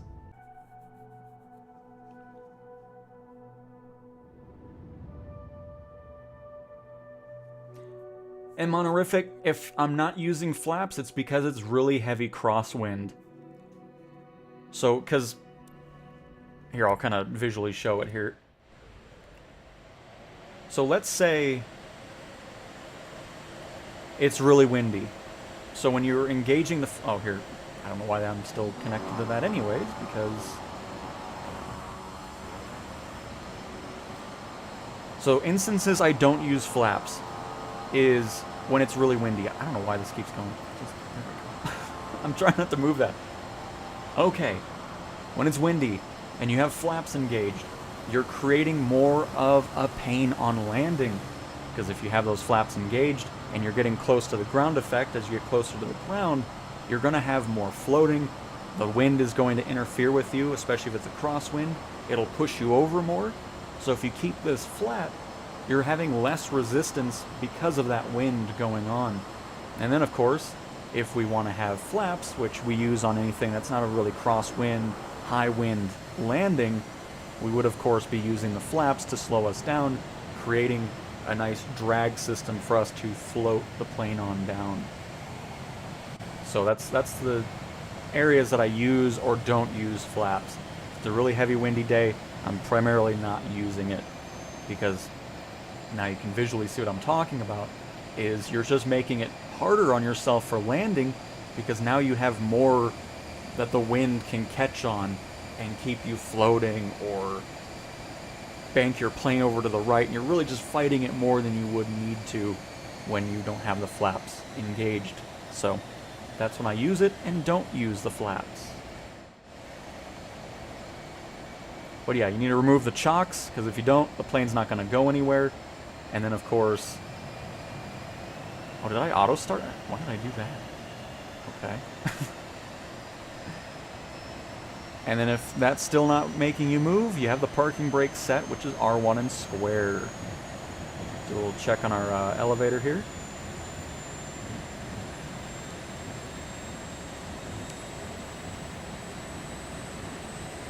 Oh, they made it to where you can't even move it, huh? Interesting. Just wanted to make sure I took everything off. I think we're good.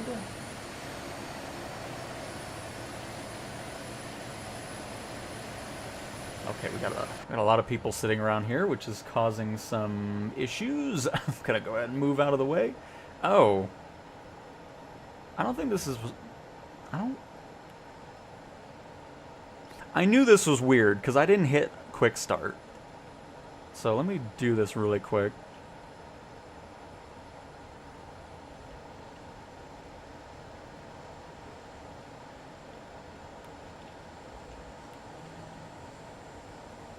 Because this was not supposed to even do anything just yet.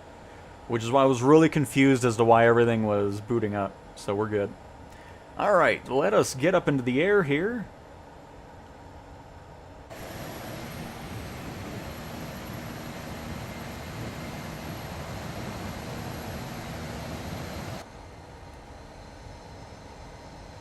And we need to get out of this clump here. It's causing some issues.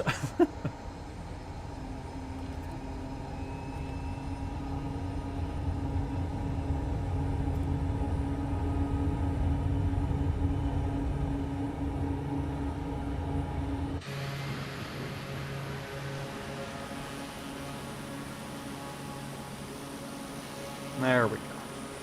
Oh, we got another Kiwi. Nice.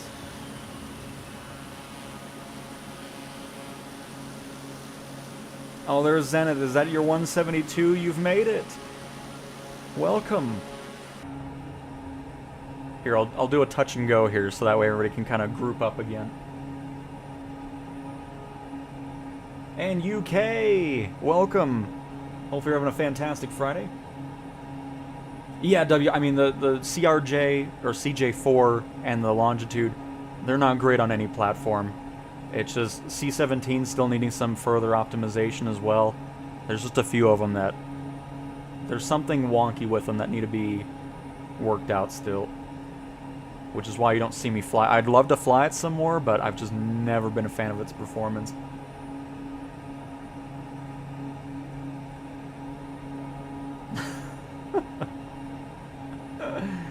Oh, goodness. I love it, weather advisory.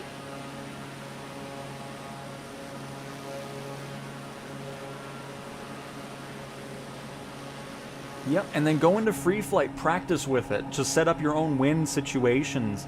Because here, I'll show it again here. Because I'll show what the difference is between flying with, well, oh, everybody should be kind of out of the way by then, because I don't want it to be too laggy there. But we'll set up a pretty extreme wind, I mean 30 knots. We'll set that as a crosswind, which we should already be at that. Let me get my wind open here. Let's move it over a little bit more.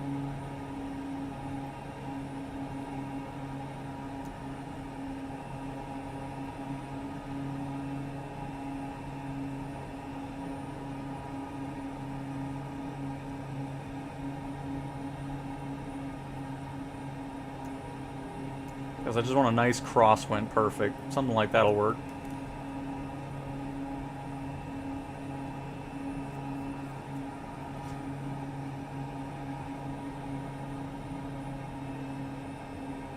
I did leave the cover on. I knew I did. That's why I kept looking. I was like, I know I forgot something. And where is that? That's why we don't have an airspeed indicator. I don't see it. I'll need to look at it again. We'll look when we're on the ground. But that's why we have no airspeed. I forgot a cover somewhere on this.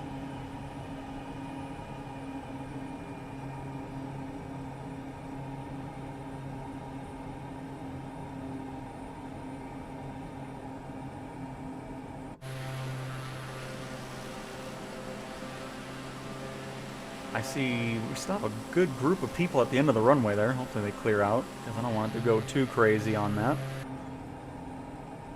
So our first landing I'll show with flaps engaged.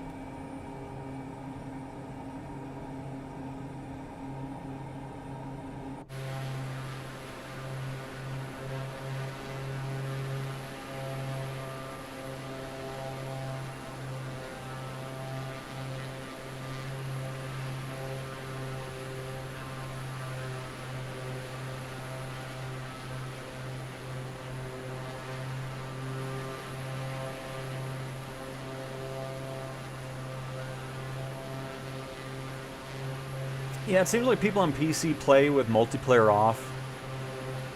It doesn't seem like a lot of people use it, because that's why, I don't know, it feels emptier over there, even though Xbox and PC's together. But I'm assuming PC players are always, you know, they gotta be serious in their simming, so they got, you know, VAT sim and then multiplayer off and all that. Would be my guess as to why things are a lot emptier there.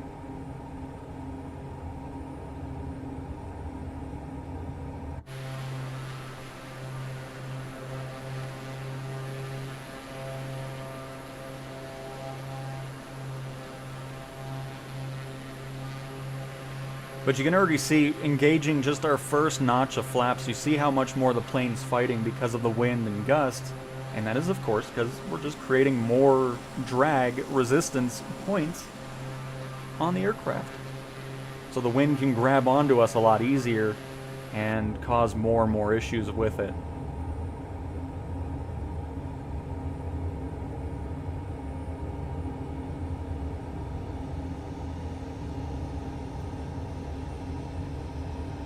Because, I mean, like I've always said, the entire time I've done streams over PC and Xbox, the most we ever had was about 7 or 8 people. And here we're always close to 30 people flying with us, which is always awesome. 500. And then for demonstration purposes, we'll go full flaps on this.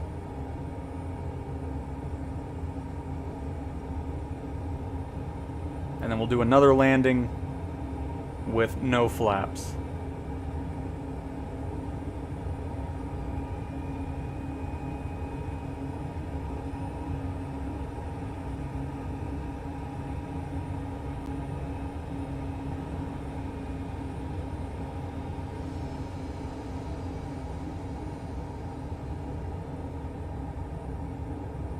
And then once you get down, you see how we're just floating and floating and floating, and then we eventually get down, and then we're tipping over to the right.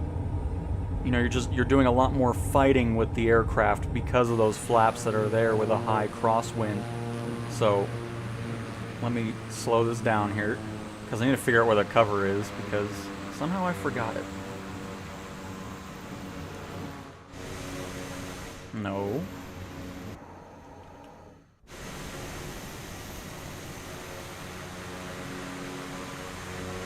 There it is. Alright, perfect. Now we'll actually have an airspeed indicator again.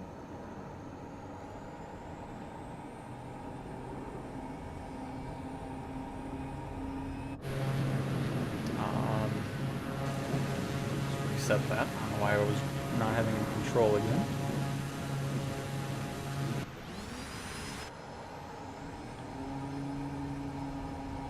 Why? Are you okay? Why do you keep doing that?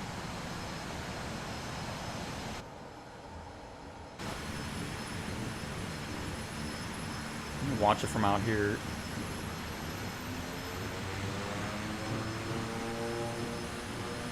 I might have been lifting the tail up. I'm making sure I'm keeping the elevator down here, so that way we keep the...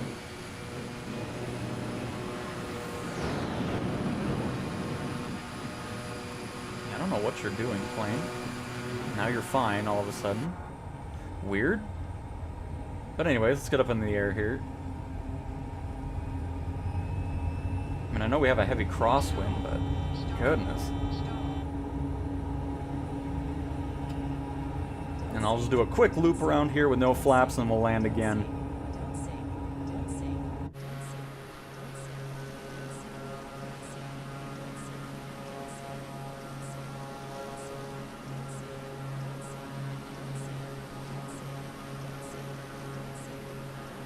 We're not sinking. Goodness. God dang it. Don't sink. Don't sink. I'm not sinking. I'm climbing. Thank you. Ay. Had nothing to do with the gyroscope.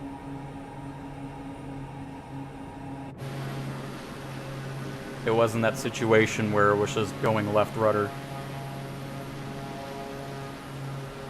I'm not doing an airliner.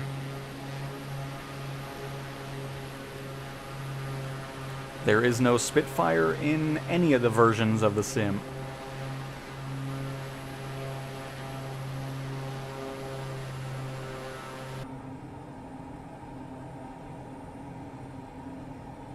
But alright, so now we're going to do this landing with no flaps, with this heavy crosswind.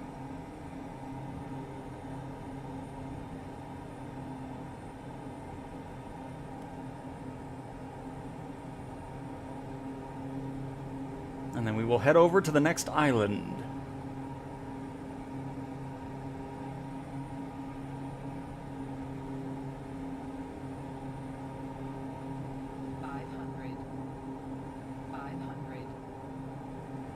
But you can already see with no flaps, we're already fighting less with the wind, because now the wind isn't snagging the flap.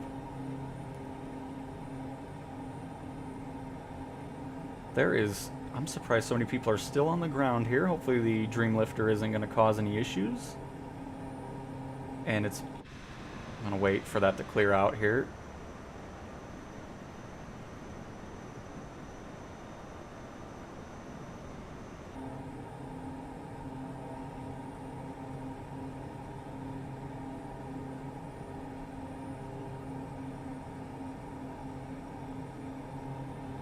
I'll bring this power on back.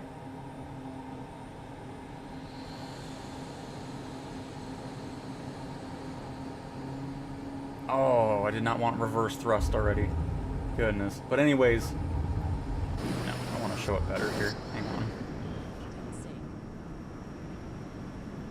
It's one of those planes where just auto goes into reverse. I don't like that. Don't sink.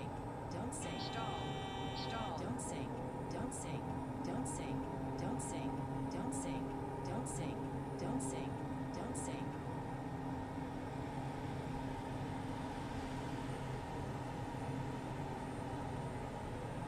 Oh, this is why I wanted everybody out of the runway. We're getting those little freezes. Oh man. Oh god dang it. Now my chat's gone. All right, one more try here. Don't sink. Because I'm just trying to get a clear. Don't sink. Don't sink. Don't sink. Don't sink. Don't sink. Don't sink. Don't sink. Don't sink. Don't sink. All right. Don't sink. This is the attempt here. Don't sink. Don't sink. Don't sink. Don't sink. Don't sink. Don't sink. So again, no flaps. We're just going in with dealing with this crosswind, 25 knots, and so. Don't sink. Don't sink. Don't sink. I'm gonna have to show this without multiplayer because I don't like having those stutters there at the beginning there. But anyways, you get the point. We're not fighting. We're not floating. We can get a nice gentle landing on the runway. So hopefully that still makes sense. That's what I was kind of hoping everybody would have been away from the airport there. But I can always show it again later if you're still around wanting to see that. But hopefully you get the general idea of what I'm talking about regarding that. Don't sink. Don't sink. Don't sink. So let's get this back to live weather here and head to the next island. Don't sink. Don't sink. Don't sink. Don't sink. Don't sink. Don't sink. We're not sinking, plane, please. Don't sink. Oh my goodness. 808, we're still on the Big Island. We're about to head over to Molokai. Don't sink. Don't sink. Don't sink. I'm about to be done with this plane at this point if it doesn't quit shutting up about sinking, please. Actually, we're heading to Maui. Maui first.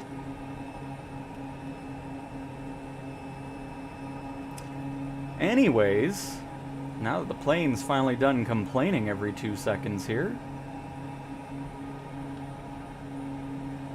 let's get our altitude to, we'll probably just do 3,000 feet. We'll stay low to the waters of the Pacific Ocean. And then heading, we will go ahead and set up to where we're looking at. Why is there no... I'm sorry?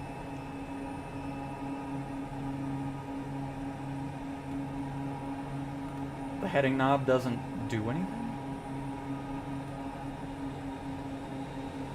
Since when? Okay.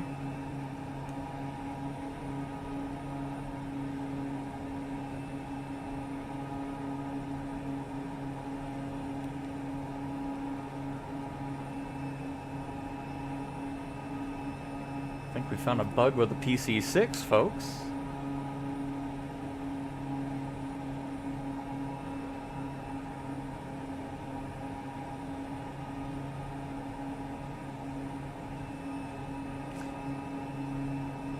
Does this one go? Oh, this one does. Okay, there we go. We're fine. Everything's good. I don't know why the left one doesn't work, but don't mind the plane freaking out either.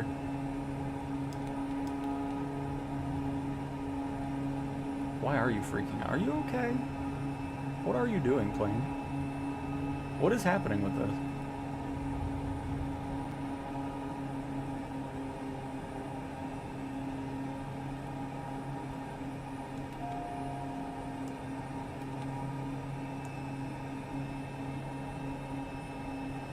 I know the CDI isn't on that, but it still shouldn't be doing whatever this is.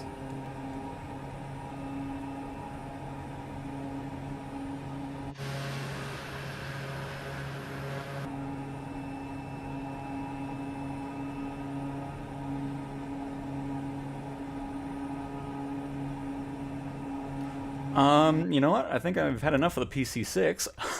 I don't know. I don't know what this thing's doing, but okay. Interesting, I guess. Just let's get in the PC12 here, because I don't know what that thing's doing, but not anything I want it to.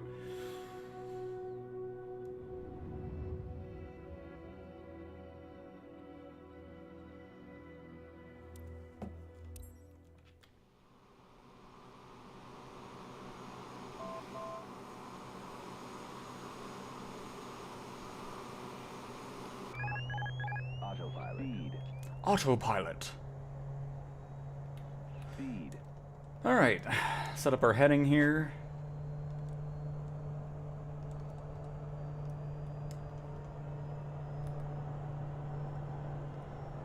Set our altitude to 3,000 feet, please.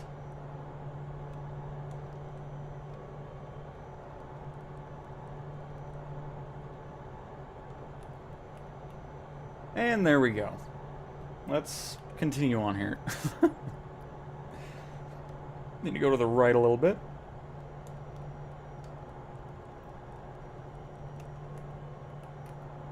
But yeah, that was an experience with the PC6. Not sure why that was completely a mess. Because we've flown it before, didn't have. It might have been just that variation of it. Have to kind of look through that a little bit more.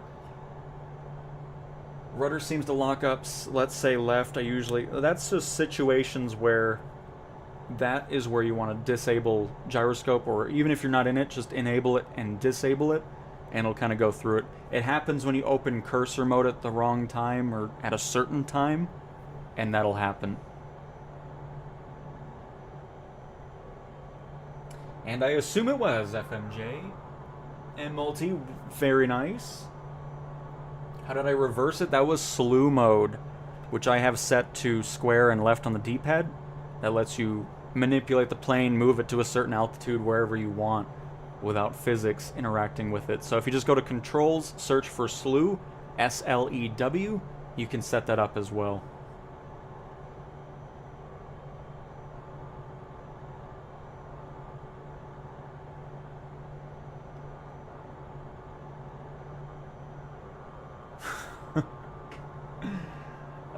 Totally, I always use flaps, but think you just explained my problem on the landing part. Yes, especially with the Grand Caravan and stuff like that. And then if a plane has reverse thrust, utilize it. Do not use the brakes. Because like I was showing with the Grand Caravan earlier, if you hit the brakes, you're going to get that wobble left and right and have a pain trying to maintain the aircraft on the runway.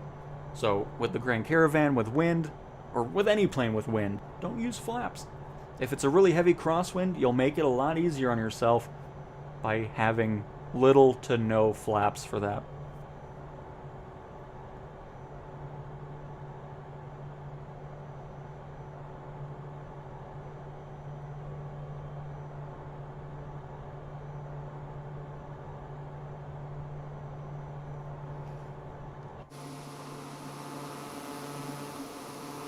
Alright, and we're back. Alright, we got Brandon here. We got Captain Red Eye back. The twin.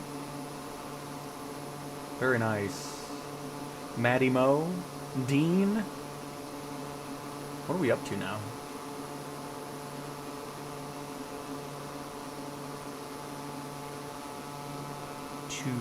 Looks like 22? 23? Looks like 23. Very nice.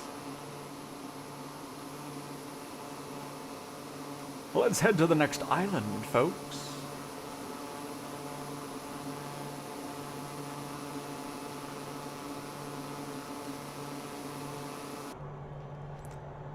All right.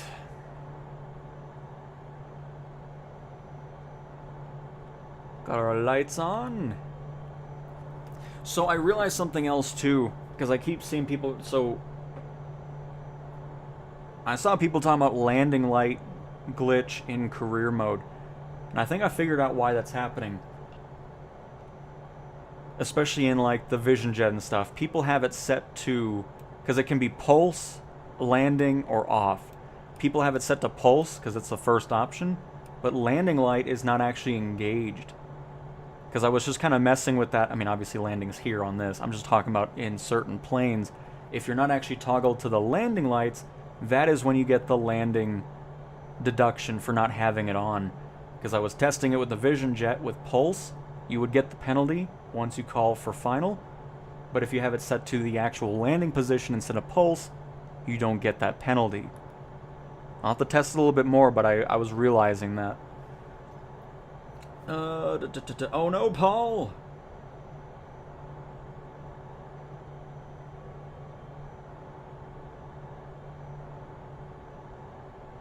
And I appreciate it, GSR. I'm glad it's helpful, and it's, you know, helping you guys out with your landings and everything like that, so that's awesome. And WRB, the PC-12 is great, especially with no more hypoxia issue. My goodness. So nice not dealing with that. Oh. Yeah, again, yeah, I wouldn't. I don't think I've ever... I mean, the only time I used skip to descent was to test things, just to see if things were fixed, but... Yeah, That's why I don't use the skip feature anyways, because there's just weird things with it. Plus, you lose out on so much money, and... Yeah. Hello, welcome back again, Paul. Glad you're over with the lovely... Or not the lovely, the crash. Hopefully it doesn't happen again.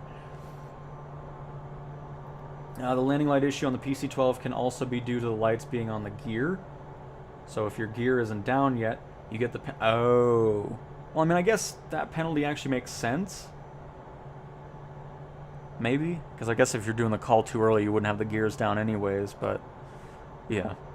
And Alex W., first time being part of a community flight. It's great. I'm the extra Kiwi. Only have 30 minutes or so, but good to fly for a bit. Oh, that's awesome, Alex. Where are you at?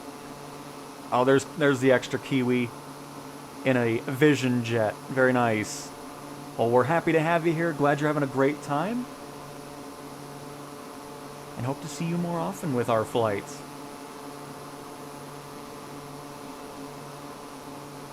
I can slow down a little bit here.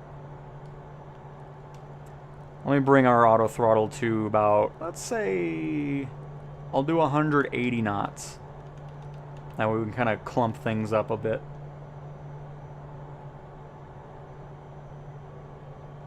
Bring back our throttle.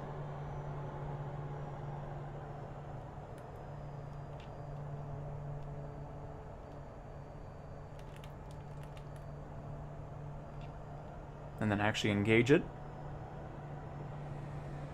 Did it say 230? Oh, that's why. I'm in FMS. Go to manual mode. Thank you.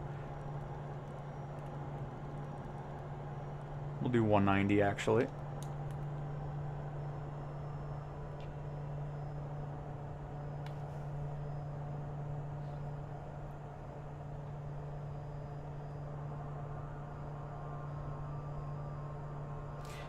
Will, hang on. Let me go to Google Translate to figure out what you just said to me.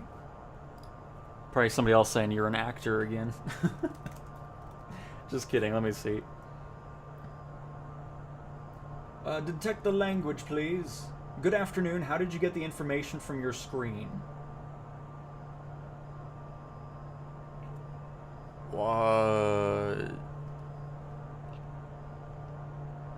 You talking about just how do you read the screen and stuff like that? I mean, it's just... I mean, again, start with the 172, kind of get used to that, and then you can work your way to these other systems. But if you're talking about adding something like a flight plan, you would go over to the route page here, and then you would import or send, goodness, you would send your flight plan here, which here, let me just do a quick one really quick. If this is what we're talking about, because I'm not 100% sure. Was this PHKU? Is it an M? Oh, it's an M. Why am I doing this with a small screen anyways? Like, I make it more difficult on myself for no reason. Let's just, first of all, get this situated. There we go. So yeah, let's just do a PHMU. Papa Hotel Mike Uniform. And what's the main thing up here? We're gonna go land at P-Hog. Papa Hotel Oscar Golf. And oh, don't like when it does that. Sobo, you need to fix that still, because sometimes when you go out of there, the cursor goes away and you control the plane. Don't like that. But then you'd send this to your avionics system. And there it is. You'll click activate. Again, this is going to be different depending on what plane you're flying. That's just how it is for this. And now we have the flight plan. So again, if we hit nav mode right now, you'll notice nothing happens. What I always like to do, I know you can do like direct routes and all that, whatever. I don't do that. I do it this way. I just have the heading set to intercept our magenta line, so we'll get this right turn going. We'll do a little bit more sharper so we can see this quicker.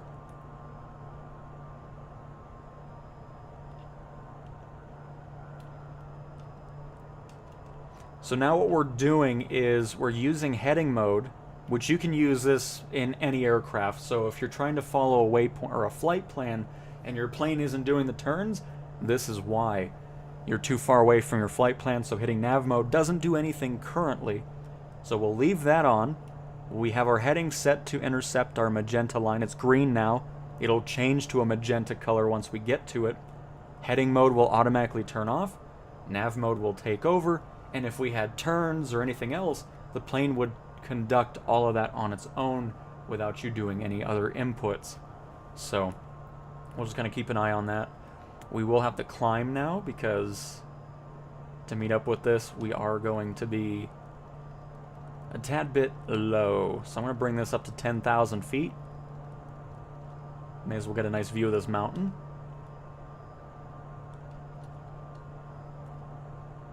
And change our vertical speed to probably this. I'm going to increase our speed for now. I'll bring it back down. We'll do some touch and goes at this airport. That way maybe stragglers behind can catch up. I'm going to bring our throttle up to this. I keep disengaging it because I'm messing with everything. But alright, perfect. I'm assuming that's what you meant regarding getting the flight plan into the plane.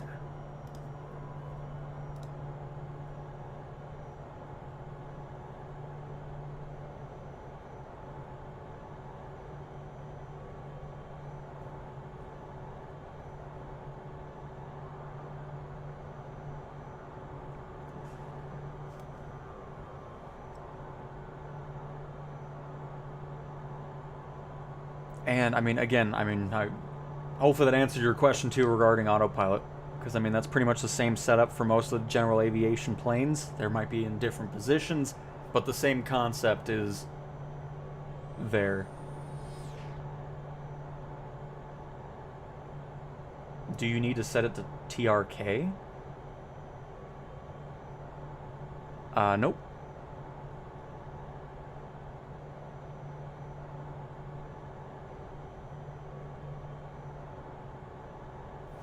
Because you're just talking about up here. I mean, you shouldn't have unless it's specifically for this plane. But no, we shouldn't have to switch anything. Because heading mode will disengage as we get close to our flight plan there. Which here I can zoom in a little bit here.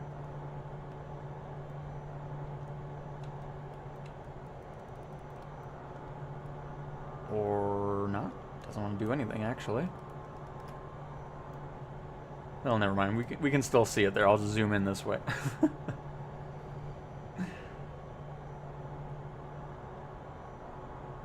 I'm not really... I'm just trying to get to... We'll see. Because I'm not trying to cut over it right away. I'll probably just go around it and climb that way. I just want to kind of showcase what happens with the aircraft here. That's not what I meant to do. Goodness gracious.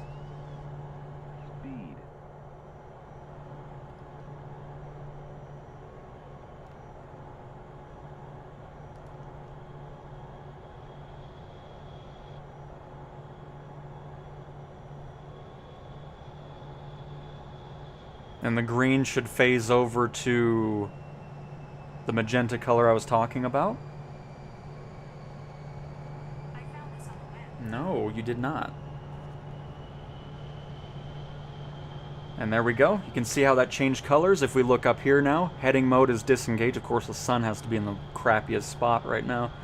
But anyways, heading is off, nav mode's on, and you can see our plane is now turning to follow that. So again, if you're on a pretty hefty flight plan cross-country and you have turns and everything like that, the plane would now be conducting all of that on its own without you doing anything else.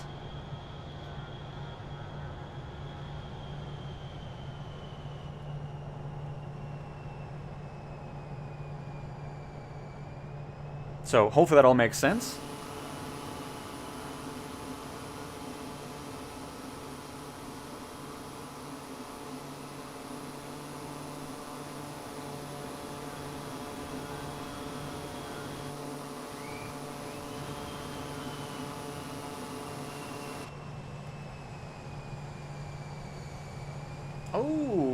Look at that.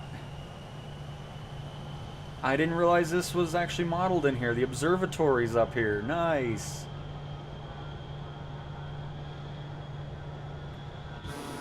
It's gonna be close.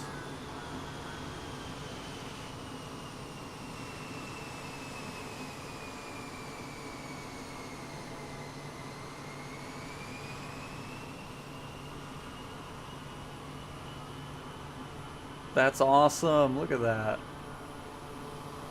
Very cool. That's right. We just had the perfect climb rate to just barely get above the peak. That was awesome. That's why I didn't change it. I was like, let's see if we're good here. And that was fantastic. Alright, so now we're going to go ahead and bring our altitude back down.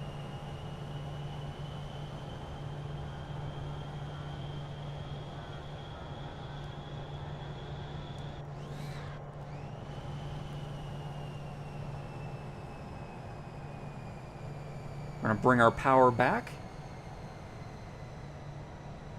In career mode, so when you're flying the PC-24, make sure you're not just sitting at full power the whole time, because if you're doing that, you're going to be eating through way more fuel. Once you get to your cruise altitude, you can bring that power back, which then of course is going to go through less fuel. The other thing I also recommend is before a flight, go to the mass and balance. So when you're in the hangar, you have the job description and all that. Go to the manage aircraft. Fill up to as much as you can. I always just refill just to have that. Because if you have a headwind, you're going to be going slower. And then if you have that full power going on all the time, you're going to get through so much fuel that you can end up running out of fuel in those situations. But in the mission itself, currently there's no way to refuel. I'm hoping down the road we can have a setup where if you need a fuel or anything else, you can land at any airport and do that and then continue the mission from there. But yeah, currently there's no way to refuel in career mode in the mission itself.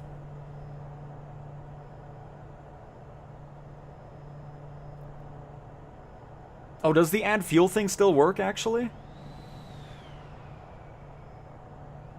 I forgot about that button. So I mean, if the add fuel one works, then I mean there's a way to get around it then.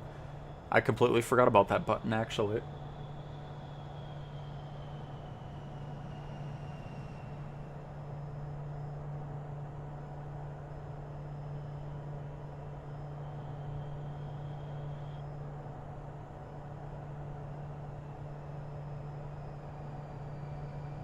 And gotcha whether, yeah, I mean, I honestly never use that because I just always have it set to heading, just like with manual mode for auto throttle.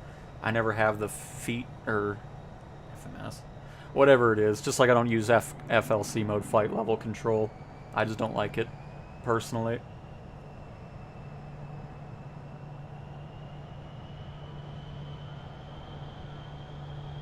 Yeah, because honestly, I've never had to use that in a while with my PC-24. I'll see if I run into those issues again, but so far so good. Aaron, I think we're further away than 100 nautical miles. I mean, we'll see you eventually here. There's our airport I want to land at. Since we don't have any passengers here, we'll increase our descent just a little bit faster here. Again, just doing this little touch and go so people can catch up. It was cool seeing the observatory, though. That was awesome. The thing I love about the sim is just you fly and then you run into things randomly and organically, and it's just awesome. Happens on the 4.5. Oh, I mean,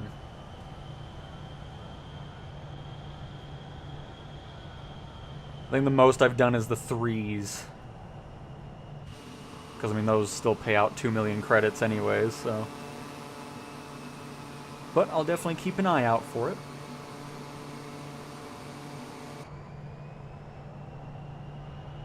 Because, yeah, vertical speed is how I do ascending and descending, because, I don't know, I like doing everything manually and having more to do. Because, you know, if you hit FLC, because sometimes it just doesn't do what it's supposed to, where it just, on a descent, it's like, oh, here's an 8,000 foot drop. 8,000 feet per minute descent. Oh, that's great. No thanks. That's why I'm always a vertical speed pilot.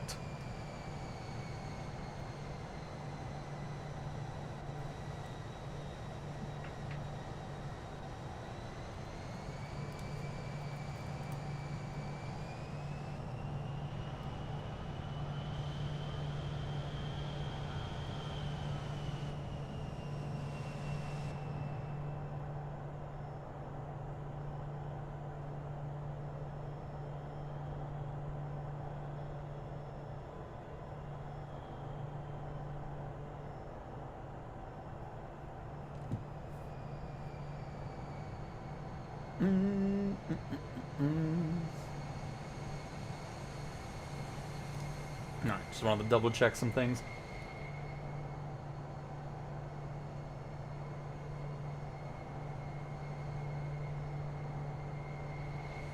Uh, what's wrong with the A330-200? What's happening with it? Autopilot.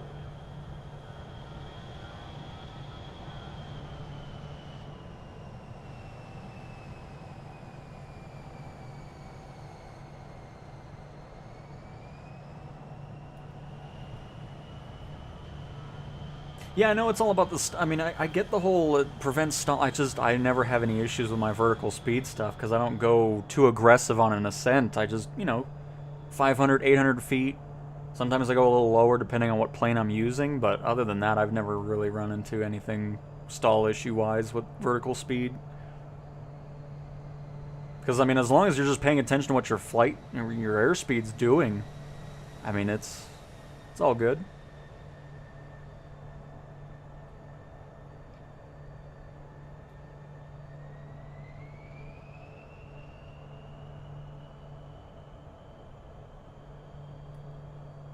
Autopilot won't turn on.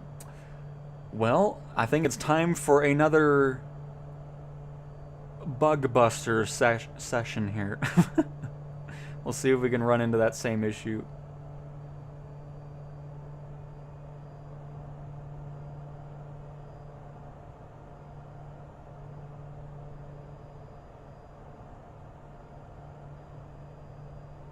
Oh, you're good, WR. I know.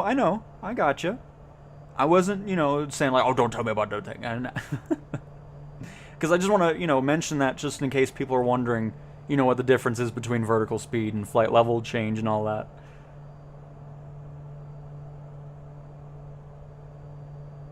Just in case they want to use it, that, if they do use vertical speed, they need to actually pay attention to it themselves and all that.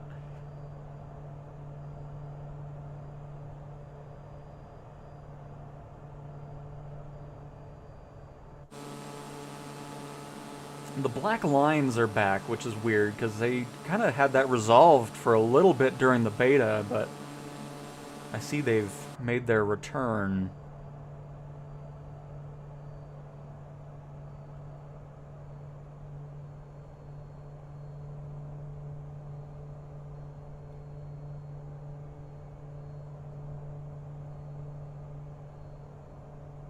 But yeah, the PC6 was a mess. I don't know why that thing was complaining so much.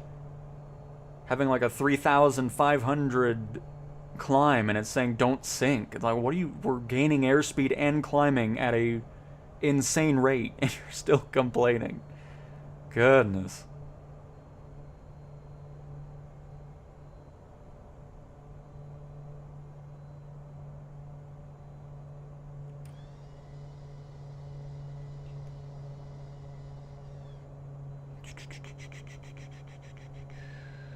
Landing lights are on. Because, I always like to practice that in free flight just to kind of get used to it in order to not get dinged for that in career.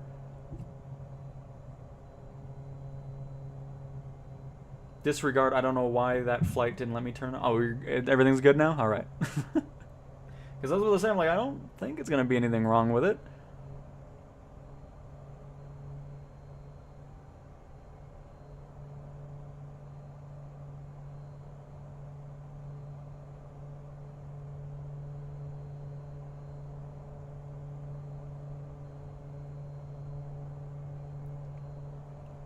And again, always like to mention the PAPI lights, the 4 lights on the left side of the runway there. You can see we're a little low. Oh, there we go. Now we're on the glide slope. You want 2 white, 2 red.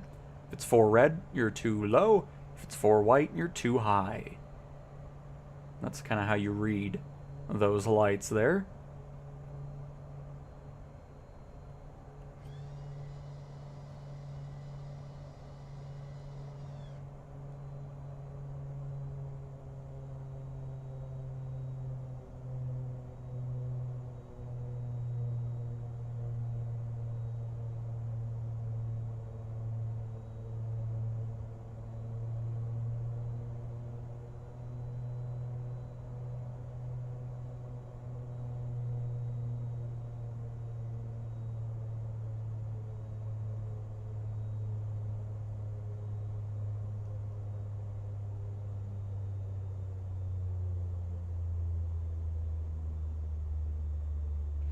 I should have left it with 1 notch of flaps, because that's why I don't do too much with flaps, because you float too much.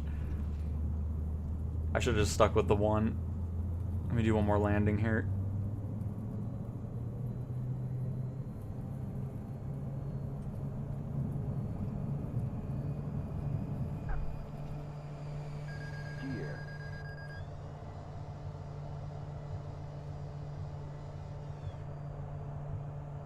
Do a quick little cycle here.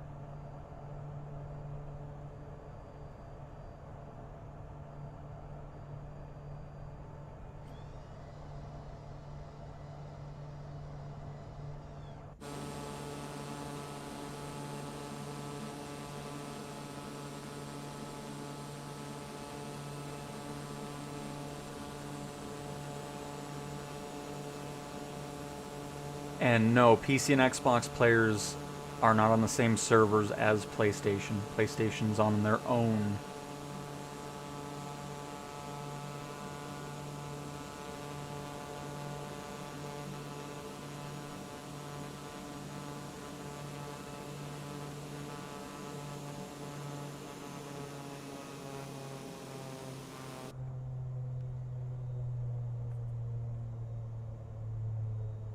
Go for a tight turn here. Just gonna stick with 1 notch of flaps. Not gonna go for the full flaps.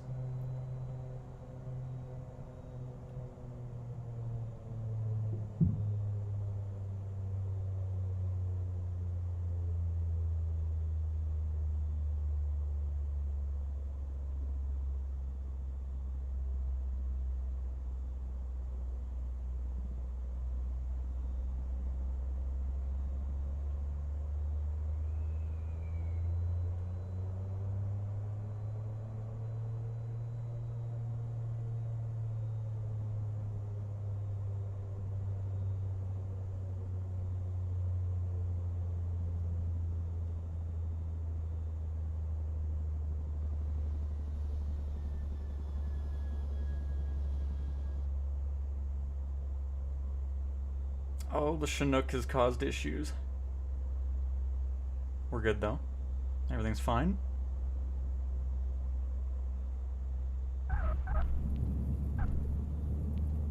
Nice.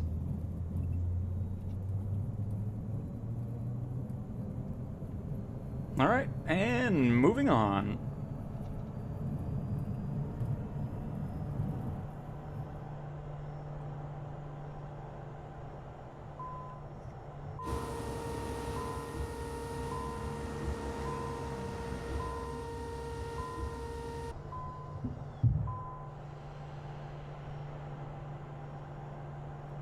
And through the mountains we shall go.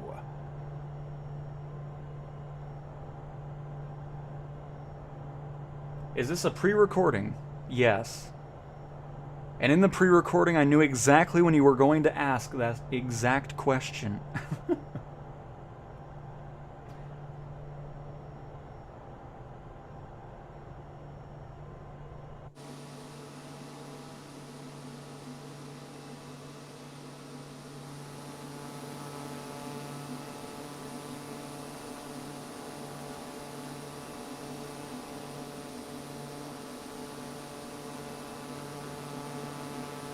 Oh, nice, FMJ. That's awesome. I love it. Another record. We keep beating the records on the amount of people flying with us, which is just awesome. So very much appreciate it. Glad you guys are enjoying it when you guys do fly with us as well. Always happy to have you here. Thought it'd be nice to do something a little bit more tropical today.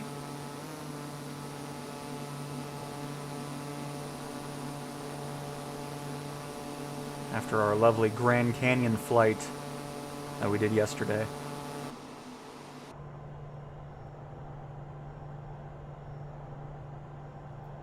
Live voiceover. I mean, it's just, it takes a lot of work to make it to where it sounds like it's a live stream.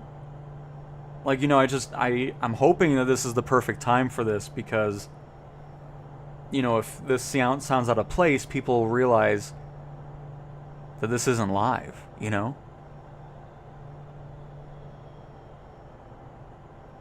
And weather advisory, alright, be back in 3... Oh, I'll probably be gone by then. I doubt we'll be live for another 3 hours. But enjoy the rest of your day, weather advisory. Thanks for stopping on by. I'm glad you were here to see my acting debut today.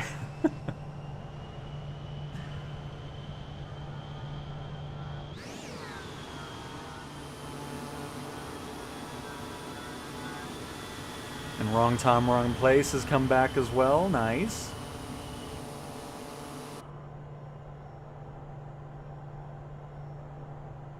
Oh no, I'm not gonna try to do that. I'm not gonna try to do that, FMJ.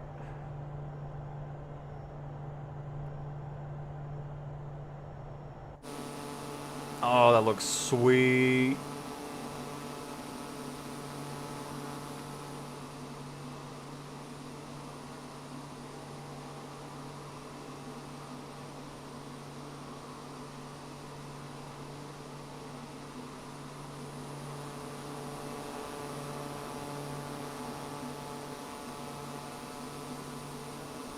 Especially with the clouds kind of being below the peak. I mean, it's just... Ooh. Love it.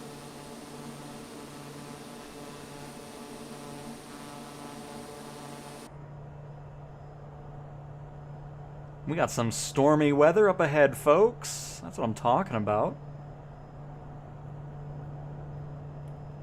What is the EFB looking like?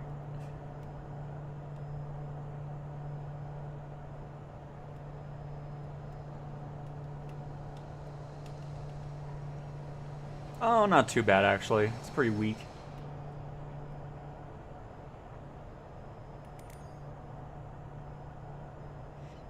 Alright, so let's get our heading set up to where we're looking.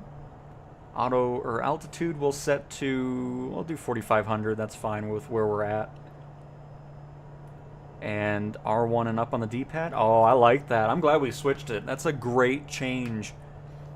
Because I always thought it was really weird doing the just disengage the autopilot with R1 and up on the D-pad, but now we switched it to toggle master toggle, so we can turn autopilot on and off by holding R1 and up on the D-pad. I think that's much better of an option there.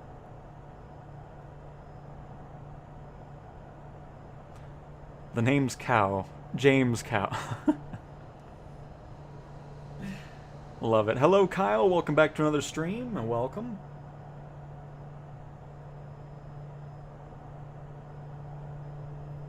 Alright, let's get one last look at everybody before we go into the storm. Oh, hit the wrong button. Oops. Nice. Yep, that was good. Good work. Alright, let's look at everybody before the storm here.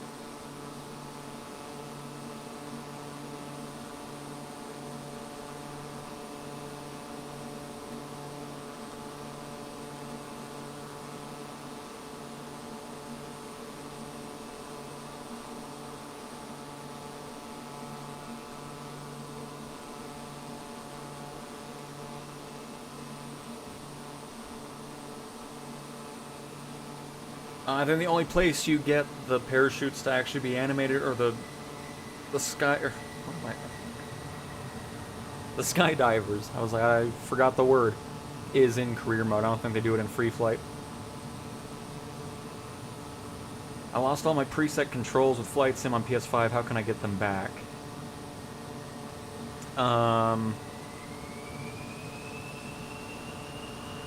First thing I would check is make sure you didn't accidentally switch out of a specific preset that you have.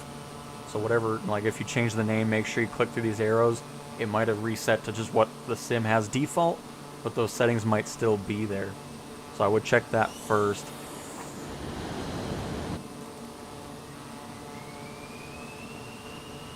What is this loud thing I'm hearing? Is it the A-10? Thing is loud. It sounds like an airliner. It's like, what am I hearing? How do I make up plus up on D-pad turn on my coffee machine? You go to the coffee master toggle under the coffee settings, and then that's how that works.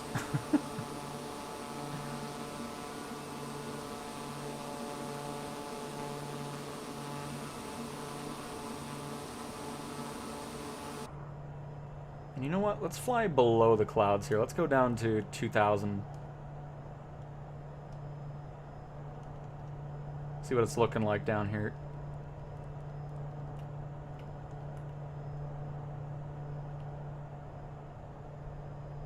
Set our auto throttle to 180 knots. That way it kind of keeps people somewhat together here.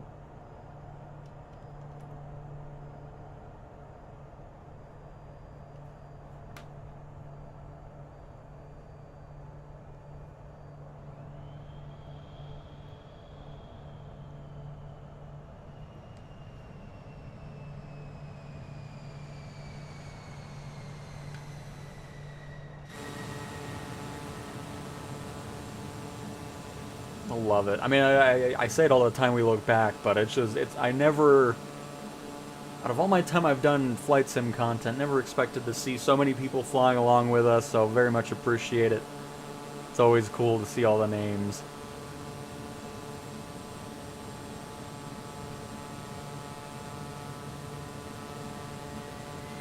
Oh, Bean, I'm gonna be honest, I really haven't flown the CJ4 in a while just because I don't like the performance out of it, so I don't really remember. It'll probably be around, what, 170, 160 knots? If I'd have to guess based off just being a jet, so...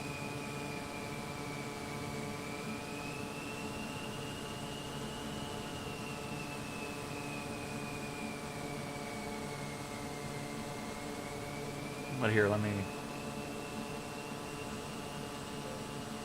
What is the proper landing speed for a Cessna CJ4?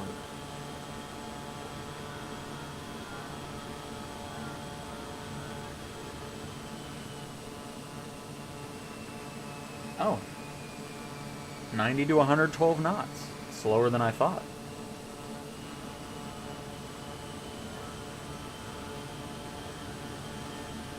So there we go.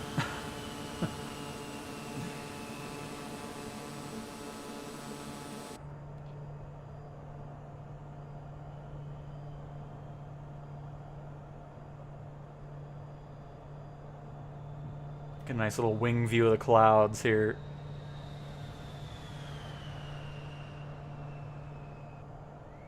Oh, F-18 for a split second.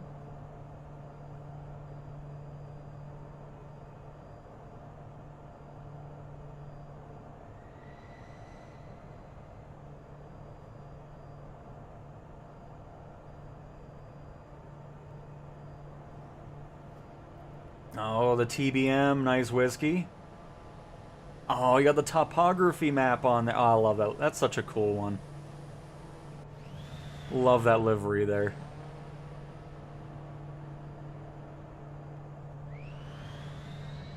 You are welcome, Bean.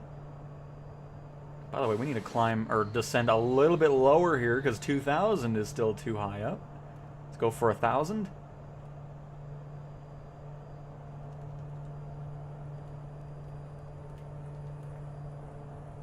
Oh, running into a little bit of... Oh, look at that. Nice. pretty good towering clouds going. That's probably, what, 3,000, 3,500 feet?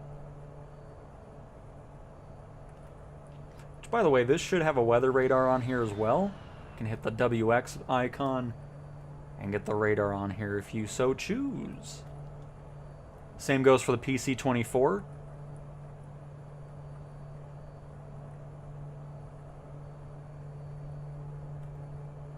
We can have that up because it seems like we'll run Oahu.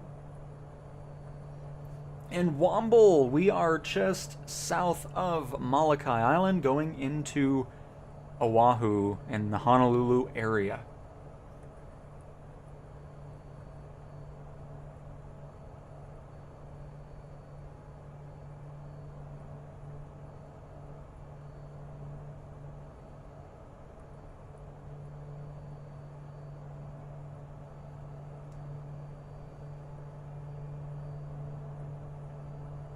So we're going to turn to the left a little bit. Hey, a little bit of a lightning strike there. Hopefully we run into a bit of a heavier system. You know what? Let's go to the right.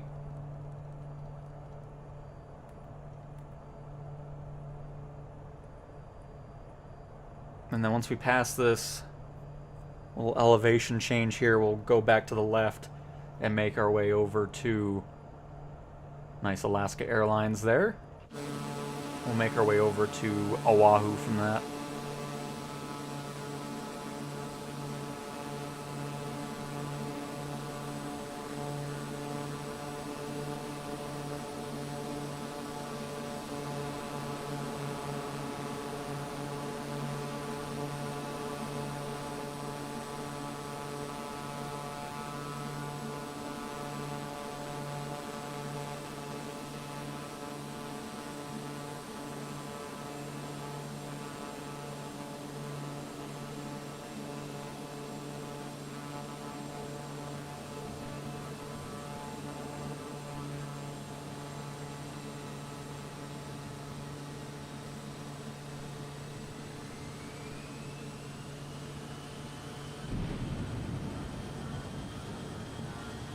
Thunder.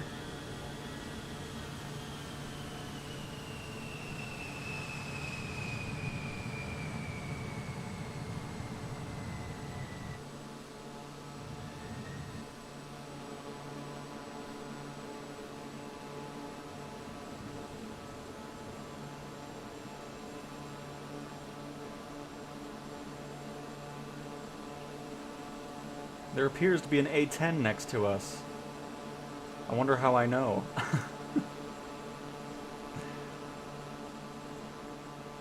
Oh, they're way up there too.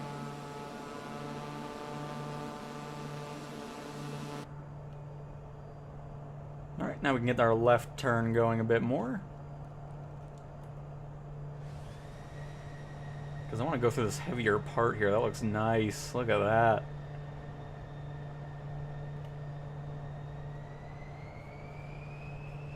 I've seen Harshal, yes. Yeah, right there.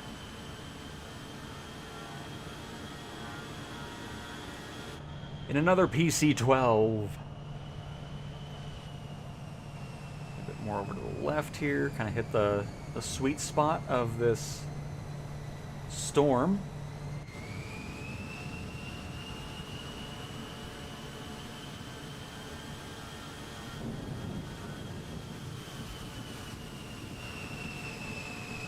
Oh, there was... Okay, there's an A-10 in the... Hopefully you saw the lightning there.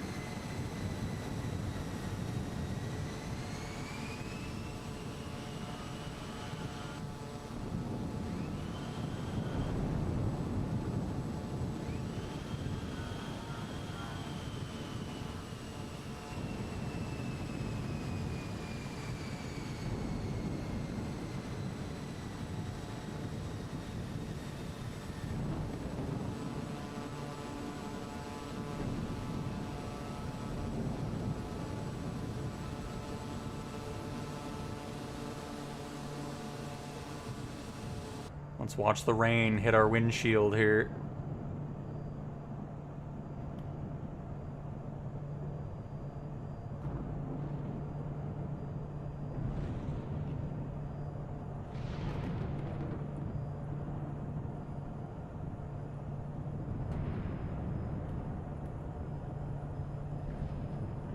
Oh, a bit of a heavier part over here to the left a bit more too. Gonna try to hit the major part of the storm. And here comes the rain! There's Womble. Nope, just a white blank space regarding tail number. For ya, Harshal. Oh, that was nice.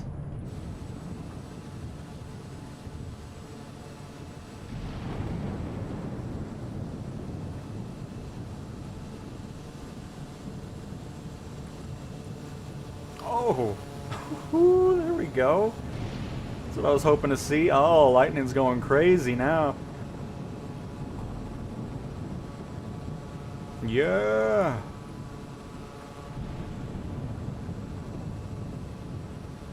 And here, you know what? I'll let you hear the audio here.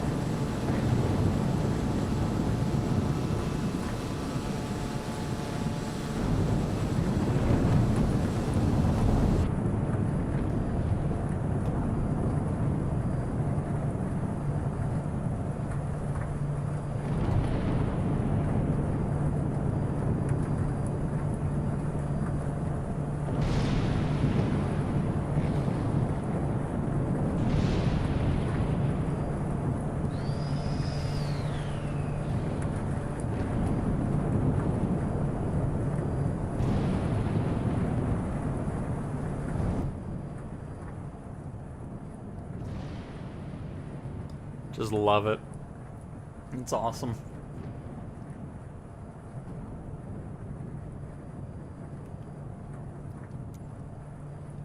Oh, it's gonna be nice and fun to fly around Honolulu right now, actually. Look at that.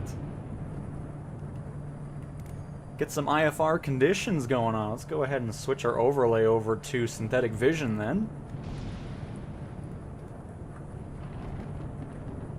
Nice. I was hoping it was going to be a bit rainy over there. Have some fun in that. Hopefully this type of condition right here over Honolulu, because I'd love to do some IFR touch and goes.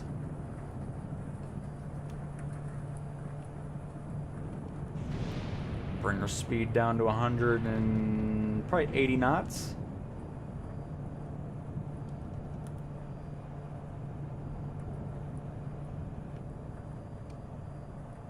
$180.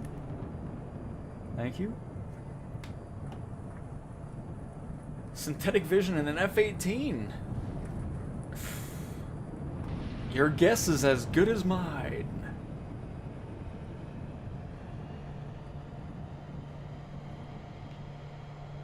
I saw the new India Foxtrot Echo Typhoon, right? Is on the marketplace now as well. On the PC and Xbox side of things, so if you're into fighters, seems like it's a pretty popular one. We're going to Honolulu, Hawaii. KPHL, or no, it's not K. I know it's HNL. PHNL, that's right.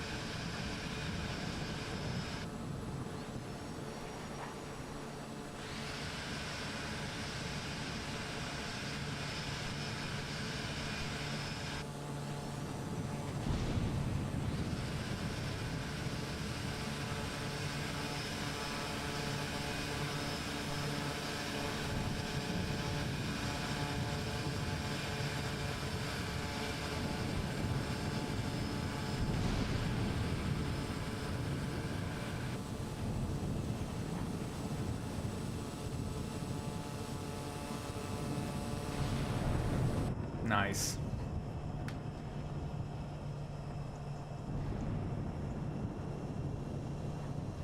But yeah, we could do some touch and goes here. We might go up to the Marine Corps base up in the North Shore. Do something at Schofield. And then we could probably wrap up at Barber's Point or something.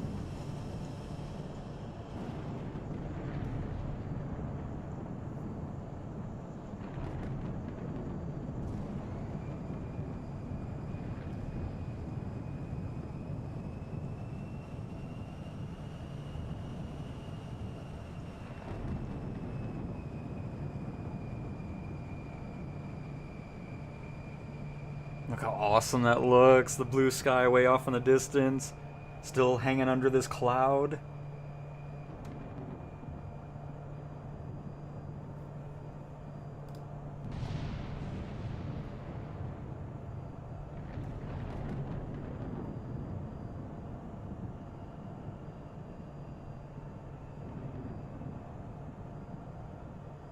Might get a little sunlight. Maybe not. Sun's a little bit at a weird angle at the moment.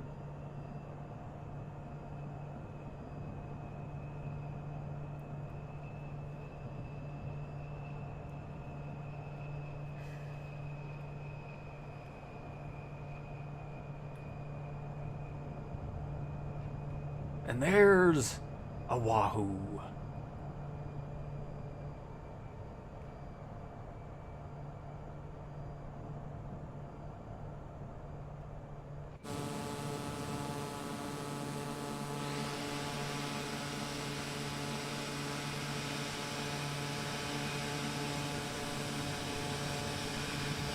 That was awesome. A little break in the clouds here. And then right back into the darkness.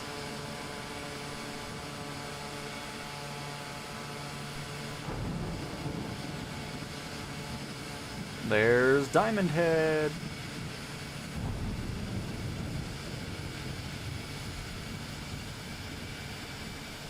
Was that a Jack Black voiceover? Of what? Oh wait, no, never mind. Not Diamond Head yet. I'm early.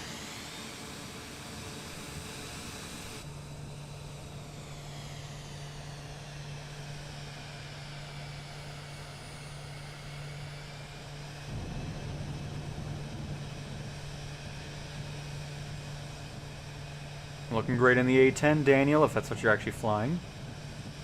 It is not. It's a Vision jet.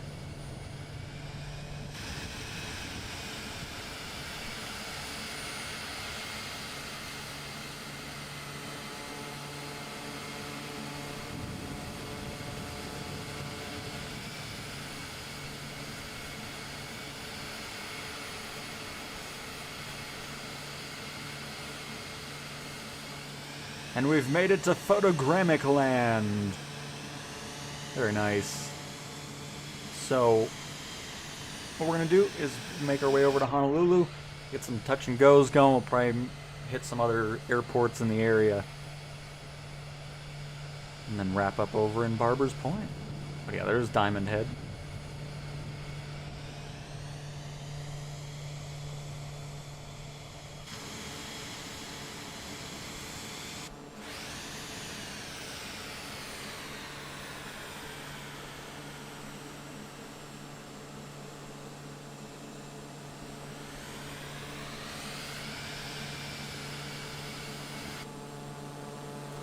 What is that playing near me? Goodness gracious, it is not happy with the audio. It's there and then it's like, nope, I'm gone. And then it comes back and does all this weird stuff.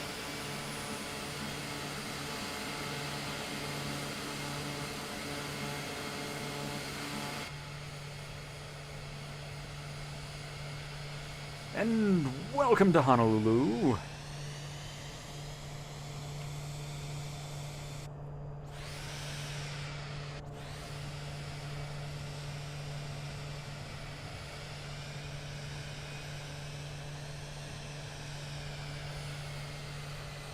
Hello, Diamond Head.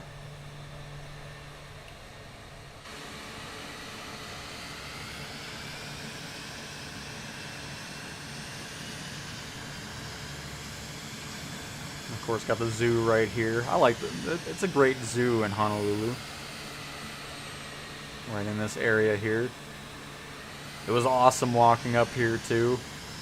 All the old bunkers.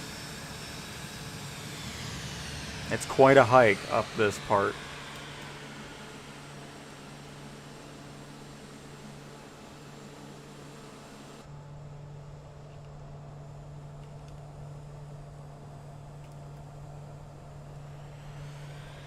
Alright, gonna kick out of auto throttle, bring our speed on down.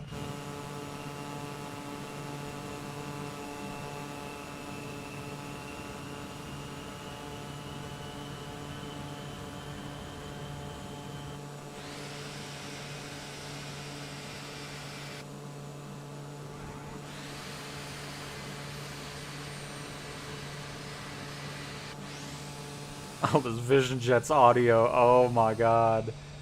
That's horrendous. So we need to fix that on multiplayer, goodness. I'll just sit in my cabin here. Even though I still hear it. The Alamona Center right there. Oh, shoot, wrong button. Ate at Bubba Gum Shrimp there. When do they, what is this? What are the, oh, there it goes. I was about to say, like, what am I looking at? I don't know why it's such a weird draw distance all of a sudden. Why didn't they do photogrammic for that? Why did they do a custom model anyways?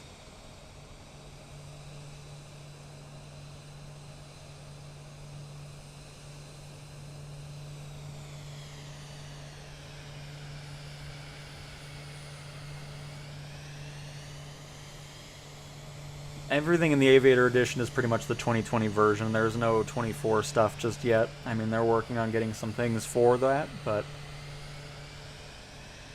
currently they'll be just what they are in 2020.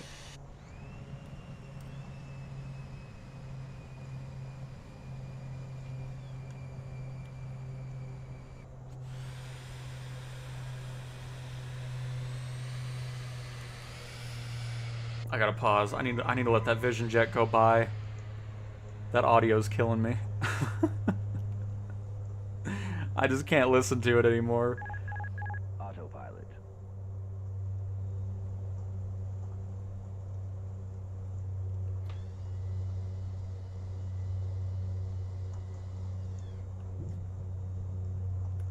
Get our gears down.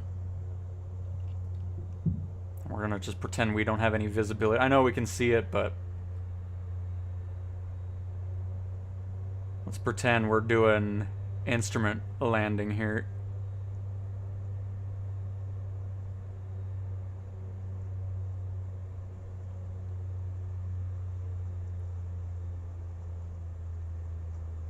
Oh, nice. Good time for that to... Oh, God. So, but you need to fix the screen, man. Oh, that's annoying. Good time for that to break.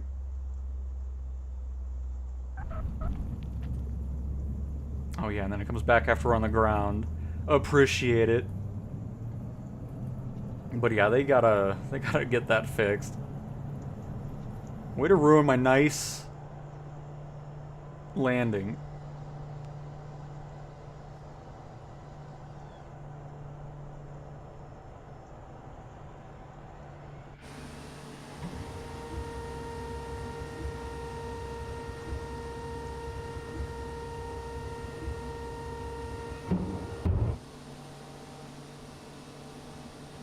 Actually taking off from the other side here, so let me loop back around and try that again without the screen breaking on me.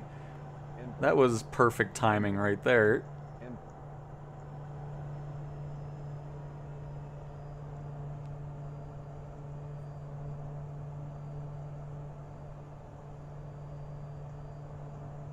Oh yeah, I mean Hawaii is just, it was already expensive when I was there 8 years ago now, 5 years ago, whatever it was. No, it is 8. God, oh man, things have gone by so quick. As a matter of fact, lived in this community right here.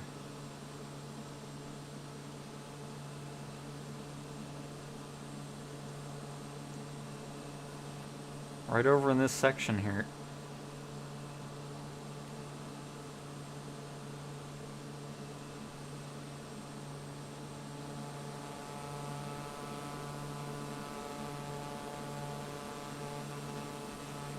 It's always weird flying over here again.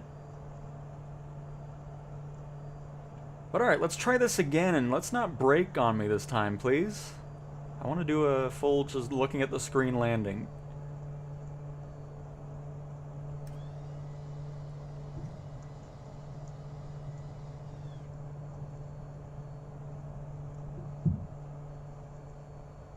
But it was awesome, especially for someone that's into aviation, just having everything flying over from military to airlines.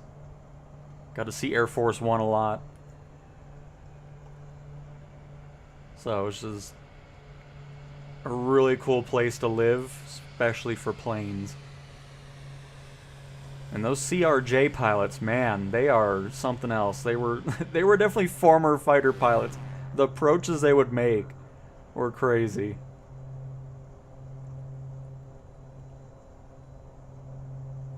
Always some good memories.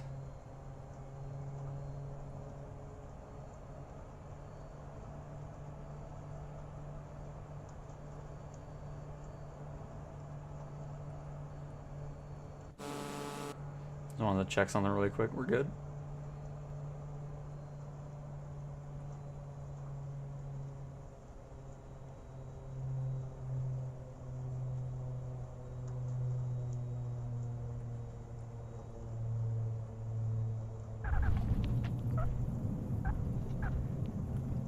That loves to fail right on land. Interesting.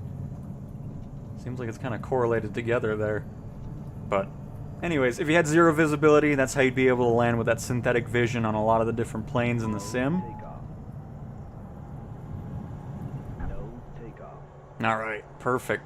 Let's head up to Schofield and then the Marine Corps base up north.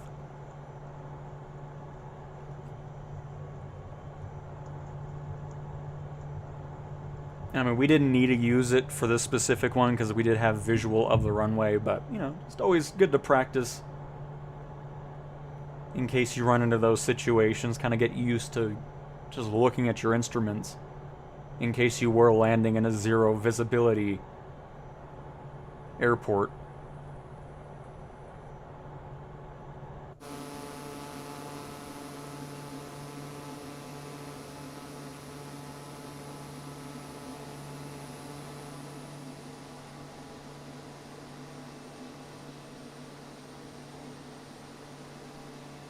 That's the most important part, Paul.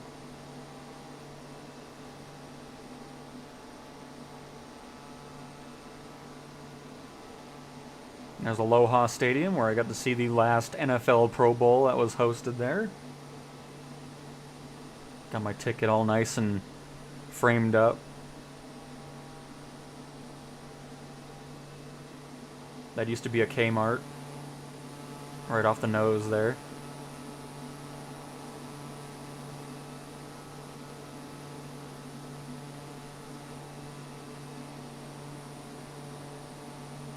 Yeah, all these buildings have a really low draw distance here. They need to kind of tweak that a bit.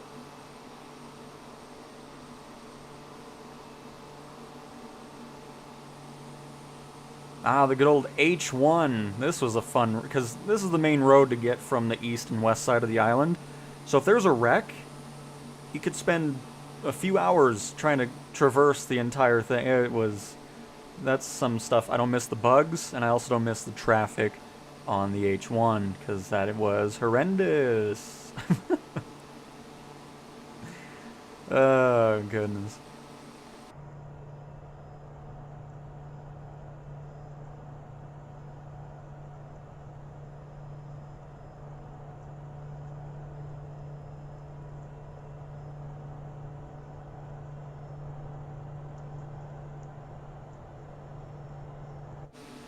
Where we're heading next is when they went to Schofield and the NFL players were there and stuff like that. I forgot why they were there, but it was part of like the pre-game stuff. So it was cool seeing a bunch of them. Met John Gruden there when he was still with ESPN doing Monday Night Football.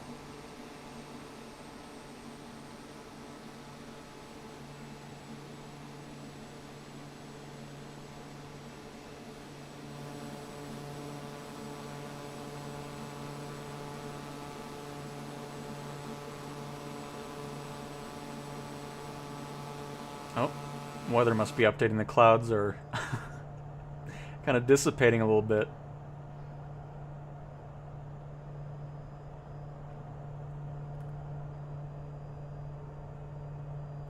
And where we're landing is really mainly for the Army's helicopters, Apaches and all that, but we're going to be using it for our PC-12.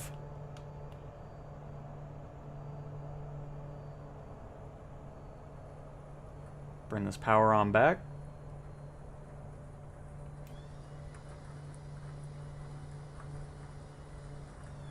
Just want to see where the airport's at here, because we'll just do a regular landing.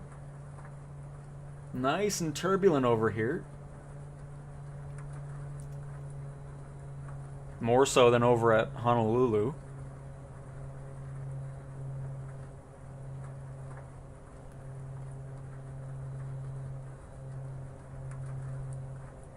Oh, yep, there it is. Crap, I didn't realize I was that close. Dive it on in, everything's fine.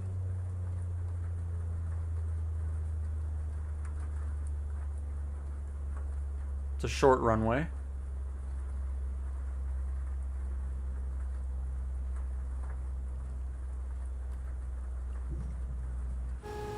Yep, I thought so. Let's let that happen. There we go.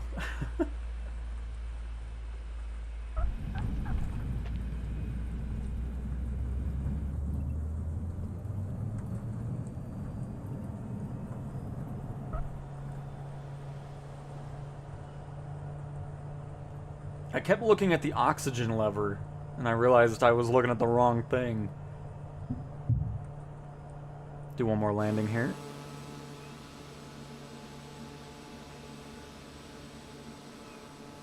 Then we'll move north to the Marine Corps base.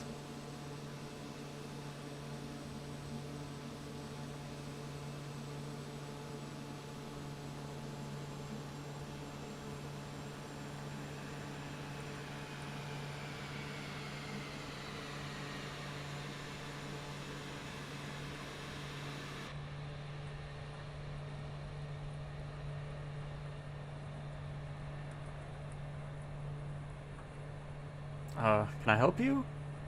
What are you looking at? God, man, I don't like when you look at me like that. Give me the side-eye look.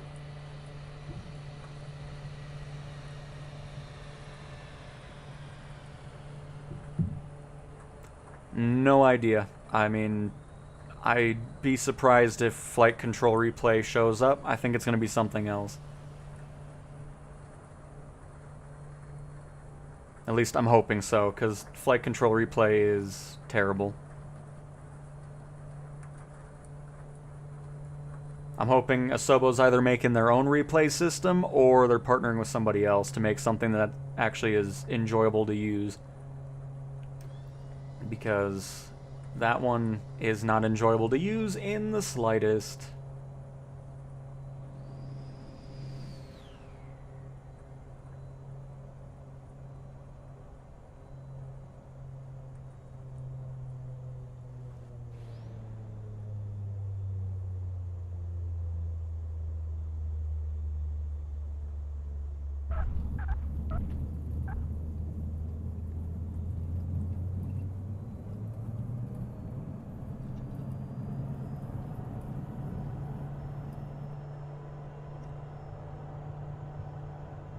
And off to the Marine Corps base.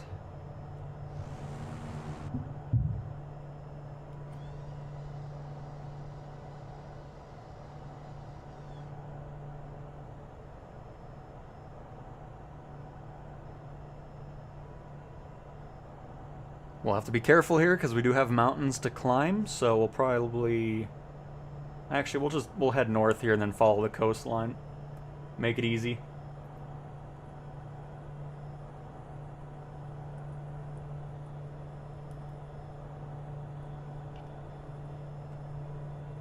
Surge van, I would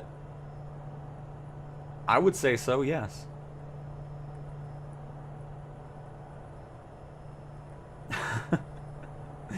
I'm sure quite a few times, FMJ. And is the Thrustmaster HOTAS 4 decent? I mean, it's based off the HOTAS 1, which I use, or have used on the Xbox and PC side of things. I enjoy it, especially for the price point, but if you want to wait, there's going to be more peripherals coming next year for PlayStation.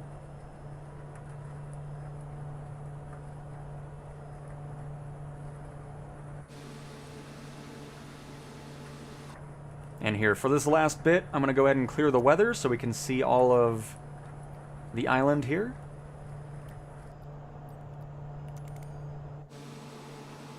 But it's always... I love flying through the rain and clouds like that. It's always awesome.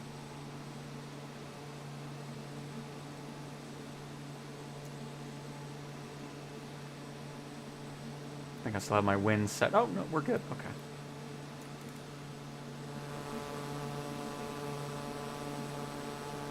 Wow. Aurelian? That's a new one. Boa? Ul's Mapple 44-4?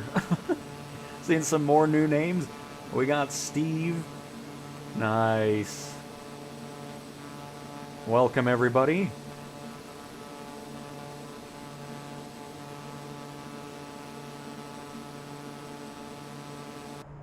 Super J? No, not at all. I mean, it's something to get used to, of course.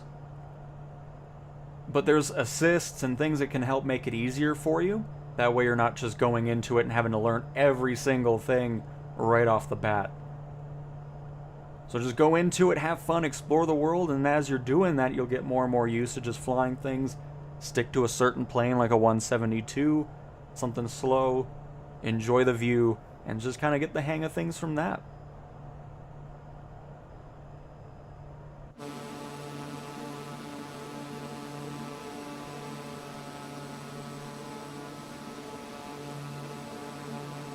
Looking good, Womble. Hey, Jay! Welcome back to another stream. It's all good. Happy you were able to make this one. The only thing that's a shame, though, is they didn't do the full island. I hope they kind of come back and do all of them.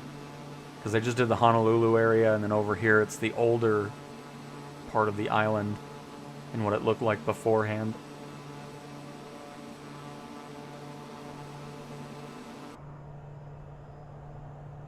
How are we doing on fuel, by the... Oh, we're still good. Because I don't think I reset the flight at all, did I? It's been 23 minutes since we did the... That doesn't make it... That doesn't sound right.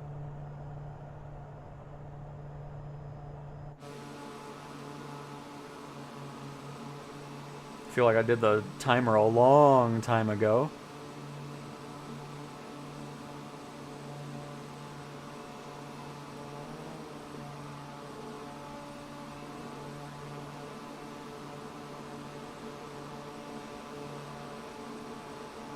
We'll stick with the mountains here, and then we'll land towards the ocean. Oh, hopefully it went well for you, Thomas.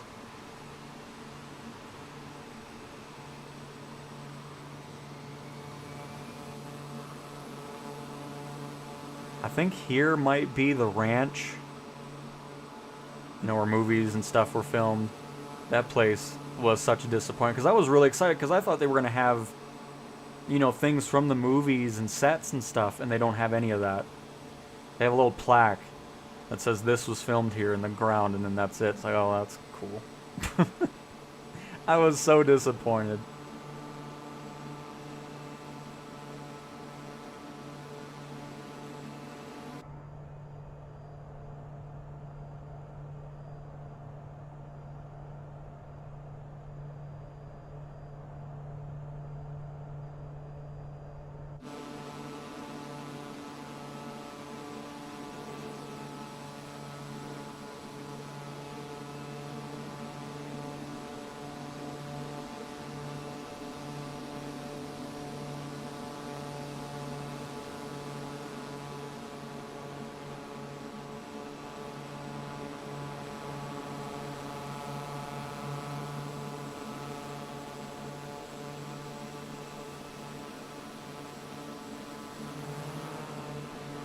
Off our left is, I believe, Shineman's hat. A little island there off our left wing that you can see right there.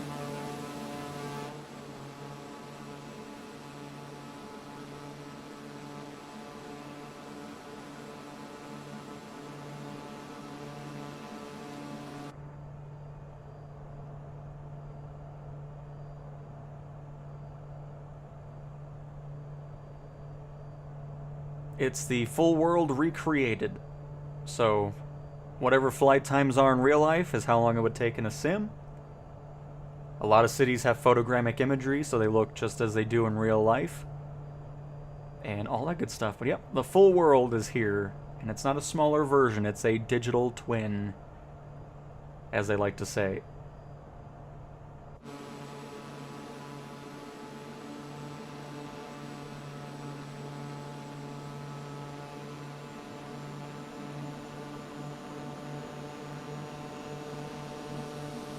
I mean, Joe, they're both great planes. I mean, I like both of them. I don't really have a favorite over the two. So, I mean, either way you go, you're going to have a decent time with the aircraft. Speed. Oh, we're fine. Speed.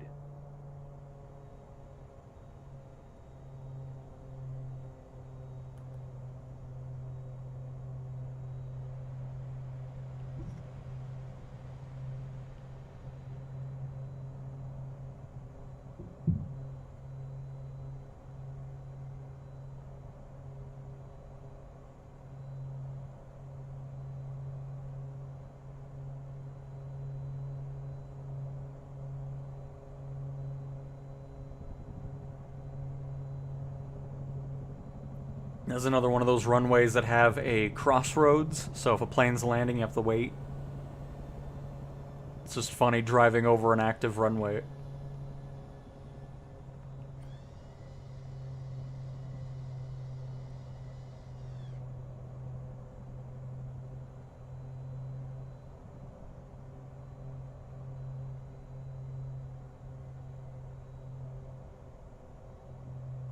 They, of course, have the Ospreys here. And some other things stationed here, I believe, now.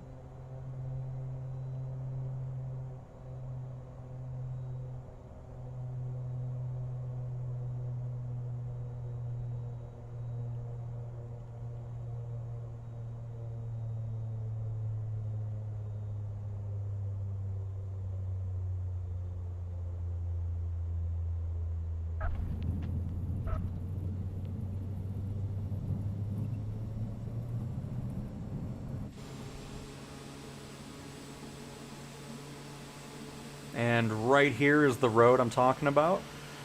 That's where you cross the runway. That's where the Ospreys are at. Built that hangar for them.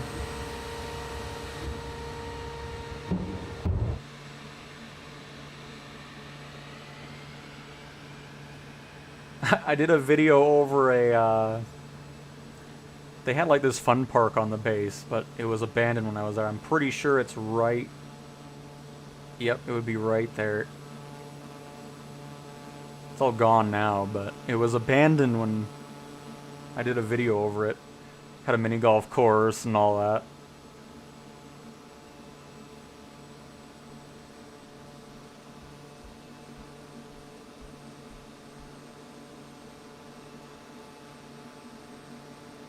I find myself flying the 737, however, when I'm flying a plane, sometimes LNAV disengages and I would have to fly the rest of the destination using the heading knob. Is there a way to fix this? I mean, again, I don't fly airliners much, so... Oh, hang on, let me... Oh, I should have turned off gyroscope mode before I did this, but we're fine. So yeah, I'm not really too versed in the autopilots of the airliners. I mean, I know the basics of it. But not really sure why it would disengage LNAV randomly. And just some stuff I'll have to kind of look at, see if I can replicate it. How hard is it to fly commercial airlines? can make it as realistic as possible if you want, but you can have it as simple as you want as well. But yep, FMJ, it was definitely cool to experience in person for sure.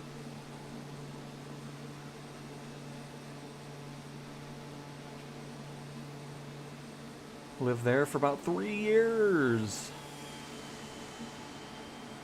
I can't believe how long ago it was already. I mean, to say 8 years ago, I mean, my goodness.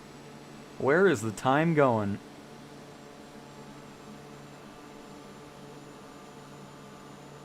This is the H3, by the way. Such a cool road to drive on, because the whole interstate is pretty much elevated. It doesn't look elevated here, but you're pretty much on bridges all the way through the mountain range.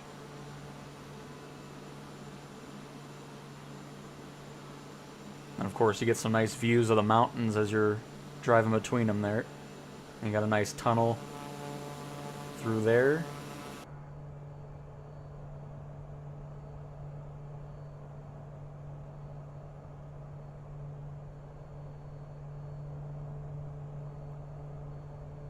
Well, I mean, a plane isn't gonna just... I mean, look, for example, if I get out of gyroscope mode, a plane's not gonna just fly straight and level forever. That's just not how it works. Especially if there's wind or anything like that. You'll have to trim out your aircraft, you know, with R1 and up and down on the right stick to keep it level. But, I mean, oh, I don't know why that just happened. What in the world was that? I think the trim... Oh, I shouldn't have done anything with the trim, because now I've done something that it's not happy with. There we go, we're fine again. Don't know what that was, but okay. But yeah, I mean, if it's a crosswind going on, it's going to bank the plane to the left, and you're always having to do stuff with it. It's not going to just fly like this the whole time when you're not in autopilot.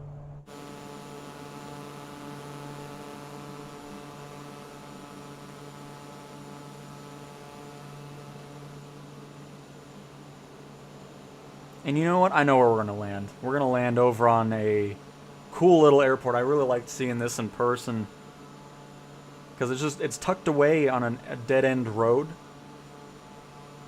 So we'll head there, because then we can see some of the nice terrain. Now that we cleared out the weather, you can kind of see the photogrammic imagery going on around Honolulu. I don't think they really did anything over at Ford Island. I'm not sure why they haven't.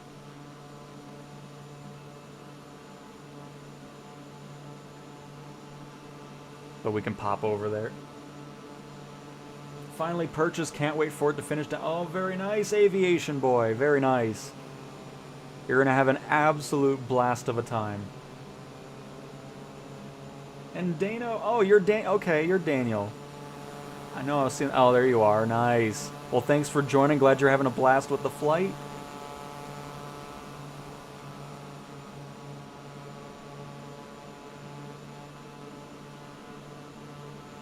Well, that was the first time I mean, it might be a PC-12 thing, because that was the first time I've seen a plane react that way. I don't know why that was going on.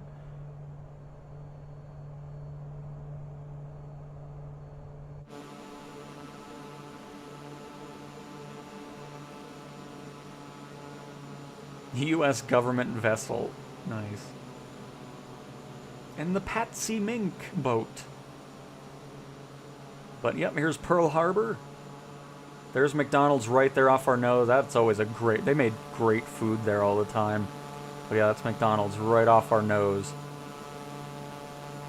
It was so cool, because you got the battleships that dock... Oh, there's one right there. They always let those up in Christmas. But coolest McDonald's I've ever eaten at. Being able to look outside of it and see the ships just docked right next to it. Awesome. Great museum there. They actually have the tower a little bit there now. That's nice. So they did do some stuff. Good. Because oh, they did the whole thing. Nice. I didn't even realize they did that with the city update. That's perfect. Because Ford Island always looked really, I don't know, sad in the sim. Because it didn't have any photogrammic imagery. All the buildings looked weird. But you got the USS Missouri right off our left wing right there on the other side of the island. The Arizona Memorial right there as well. Which, did they model that? Or is it just... Looks like it might be modeled. And then the USS Utah's right here as well. A lot of people don't realize that that wreck's right there. I believe it's the Utah. Hopefully I didn't name that wrong. Of course, that used to be a runway there. They closed that, I don't know, 2010 or something. No, they did model it. Nice. So they did do the memorial.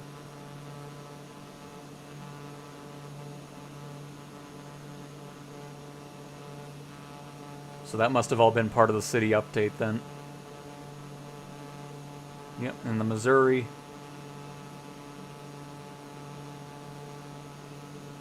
I'll always remember one day we were over in the... It's actually over off the tail there. We were walking around here, and one person's like, well, this place is boring. It's like, it's a memorial? Why are you saying it? What do you need? A roller coaster going through the memorial crack? Like, what? Some people, man, I swear. Yeah, memorial's boring. Okay. Like, I don't know what sometimes I just question humans. It's like, what are you even saying? It's just like, just ridiculous. But anyways, great to see that Ford Island and Pearl Harbor have received upgrades as well through the Honolulu City update.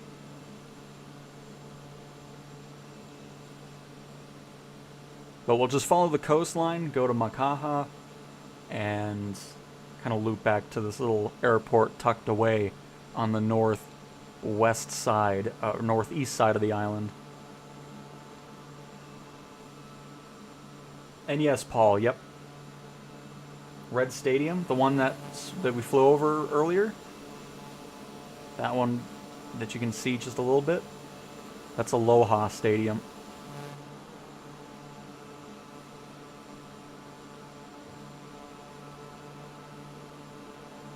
Can I play it with a mobile hotspot? I don't know, actually. I'm not sure. I guess if it's good speeds, then you should be fine.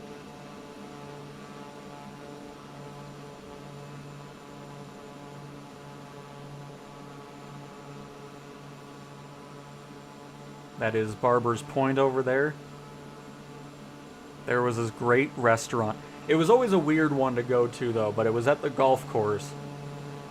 And every time you walked into it, it always seemed like the people that were working there disliked that you were there.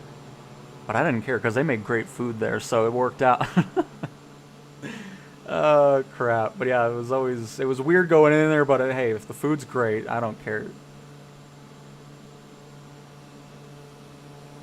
That was the new shopping center that just opened when we were there. It's cool seeing that all photogrammic now.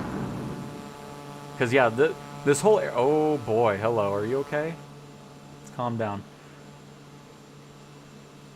But for the longest time, this place was so outdated with imagery. Like, it was 2007 satellite imagery, just generic buildings everywhere. It looks so much nicer flying around here. So much better. Of course, you got a shopping center over here with Target, and then Costco right there off the nose.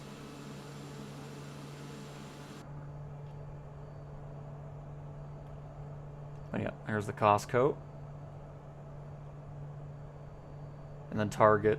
There used to be a Ruby Tuesday. That's right. I'm a Ruby Tuesday fan. We still got one here in Colorado at least. Because I think they make good food. I don't know why they're struggling, but anyways. It was right. It's in that, or was in that building right there. Great Ruby Tuesday. Can't believe it's all gone now. And it doesn't matter. I don't live there anymore, so whatever. We got a Ruby Tuesday, so... This is the Disney Alamona, or I forgot what this place is called. But a Disney resort, specifically those two buildings, which they need to kind of come through here again. I don't know why the draw distance is so short.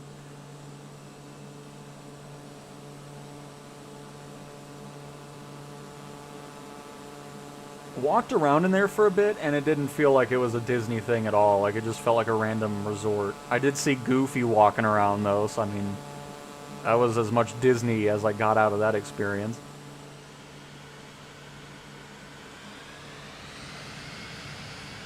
I always like flying over here because there's some really cool terrain, and of course it was part of the city update, which had the new tech for it, which is why I really wanted to showcase this before we wrap up the flight in clear weather, because it looks awesome around here.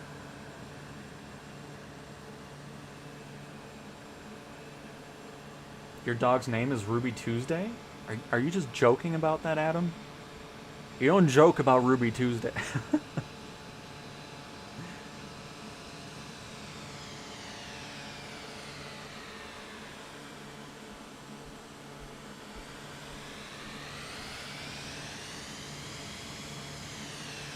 Because, I mean, I never had, like, anytime I went to a Ruby Tuesday, no matter where it was always a great experience. The service was great, food was awesome.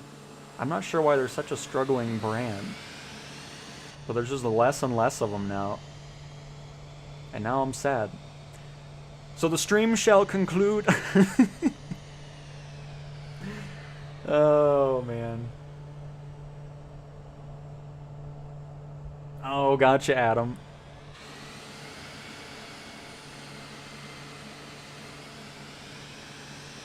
Got some nice radio towers there.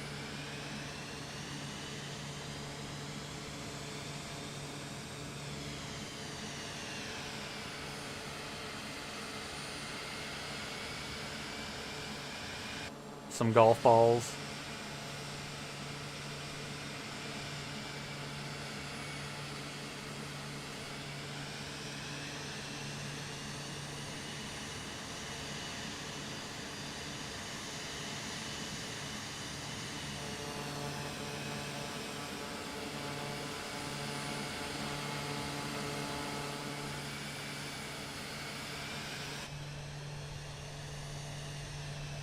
But this is what I was talking about earlier when we were flying around the not updated parts of Oahu. I would love to see the whole island get this treatment.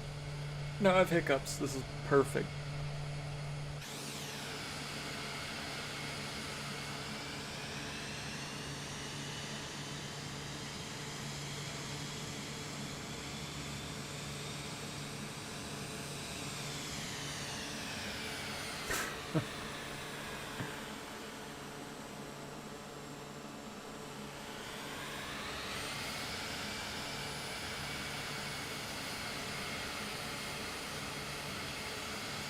This used to be a big resort here, probably in the 70s, 80s. That's long gone and all abandoned. Used to have a golf course and everything. All the structures are gone.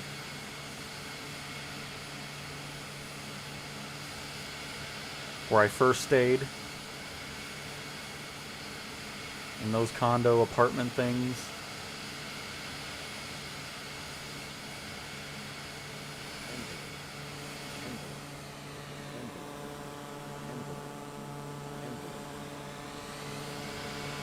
But you can just see the difference between the old, see the light green, really old satellite imagery compared to the new stuff. I really can't wait to see all the islands get that new imagery going. It makes it so much more enjoyable flying around these islands.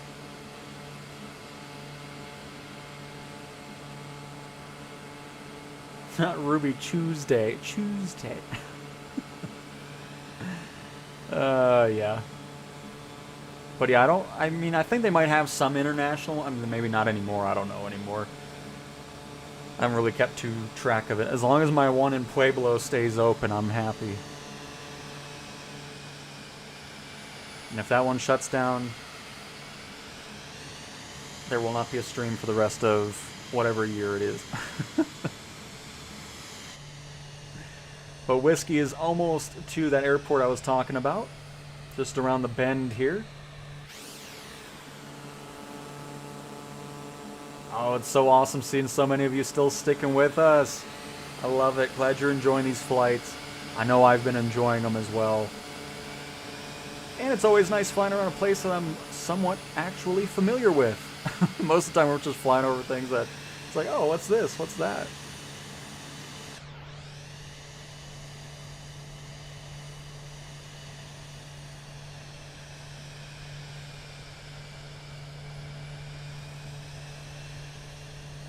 Space Force station up here on the mountain. A bunch of observatory things and whatnot. Because you can always see it from the road. Right there on the coastline. I'm gonna go into gyroscope mode. I don't know why I wasn't flying with it the whole time. Too busy talking.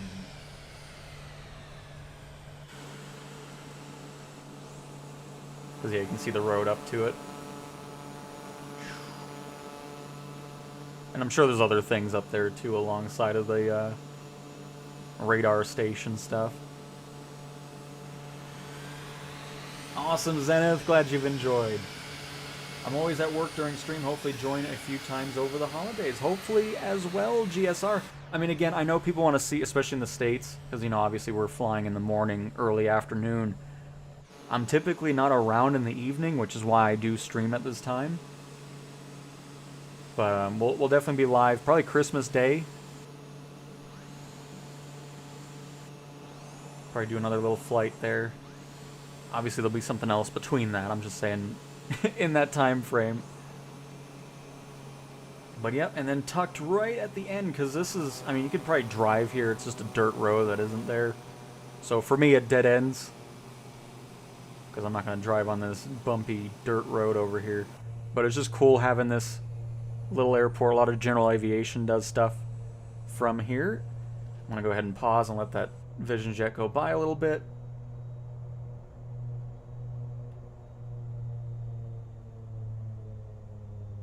And let's get our landing. And we'll do a touch and go here.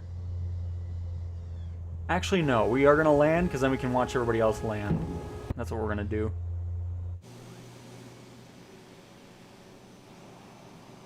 But when I was up here, got to see some pretty hefty waves crashing into the volcanic rock. It's kind of lined along here. Don't really see it too much here. It all looks kind of grayed out, but it was all black rock from obviously the lava and all that. So it's just a lot of cool experiences here for sure. I'm still glad I was able to experience it for a few years.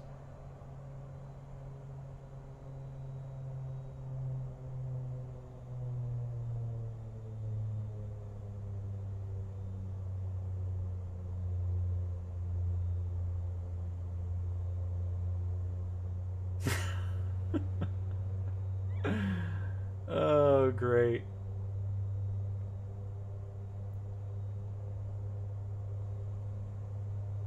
Need more time behind the turboprops in career mode. I'm now a medevac certified, but it's a little challenging flying steady for now. You'll get the hang of it. I believe in you, Healthy. Another great flight, but it's hard to top yesterday's Grand. I mean, yeah, it was a great flight for sure. I'm glad we had the live storm though. That was fun to kind of fly through. I'd love to make it over there and visit, but the memorial better have some hot entertainment like an 80s glam metal band, or I'm gonna... I mean, that's what that one person seemingly was wanting from, because it's like, this is a memorial for a horrible event, and then you have the audacity to say, oh, this is boring. Like, I will never forget that. ES-30 just crashed.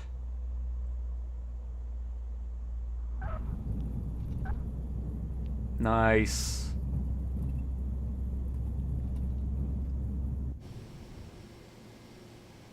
And Aviation Boy, we look forward to having you fly with us. That wasn't... Oh, man. I can't talk about the gyroscope enough. It makes flying so just awesome. I love it. What a great way to wrap up our flight. Now let's go to the other end of the runway and see how everybody gets along with landing. Hello, hello, Heisenberg. Hello, welcome. Oh, we got Cameron coming in with a Sky Courier. It's looking a little shaky here. Oh. I'm going to give that landing a 10 out of 10.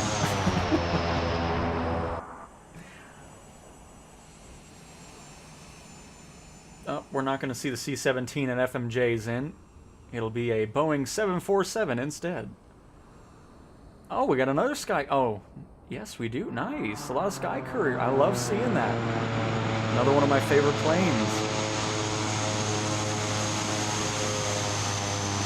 Even a little too hard there, no flare, but still not too shabby, Chris.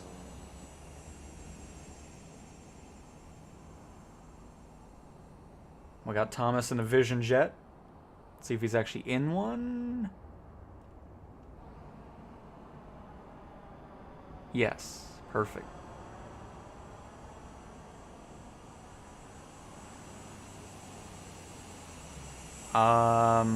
There they are. And go for that fantastic no nose wheel landing, apparently. Very nice. That was, who was that? I was too busy looking at the no nose gear. Thomas Golden, very nice. Good landing.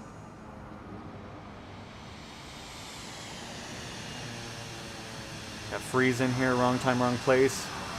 Floating down the runway for a very long time, but seems like they were getting there.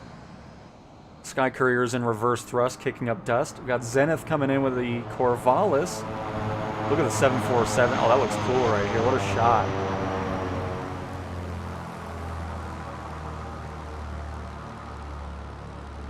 Nice landing, Zenith. Womble's coming in with the Skymaster. On the ground as well. Nice. Seemed like a pretty decent landing for FMJ. Already full stop. Beautiful landings today, folks. We got Daniel coming in with, I'm assuming, an actual Vision Jet as well. Speed seems right. Oh.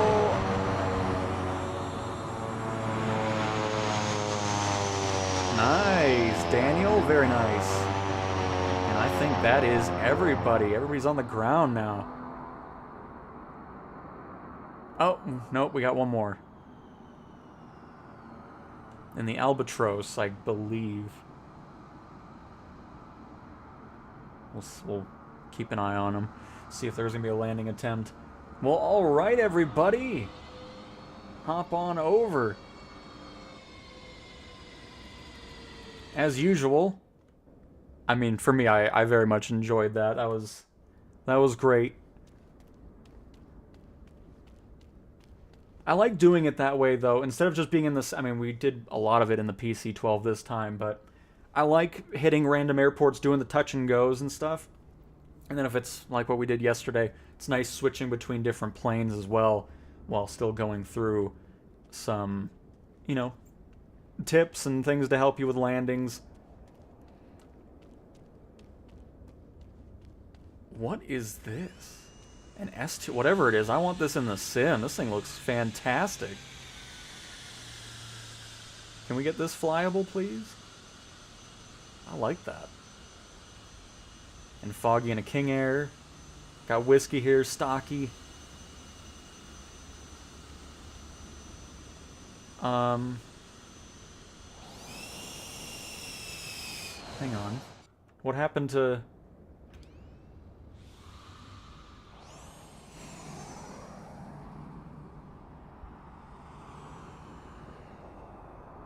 Aurelian? Is everything okay?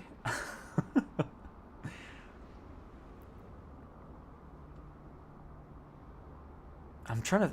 I thought the L-39 was the Albatross, but I could be wrong. Is Chris coming in for a landing with the Grand Caravan? Oh no, Sky Courier. What am I saying?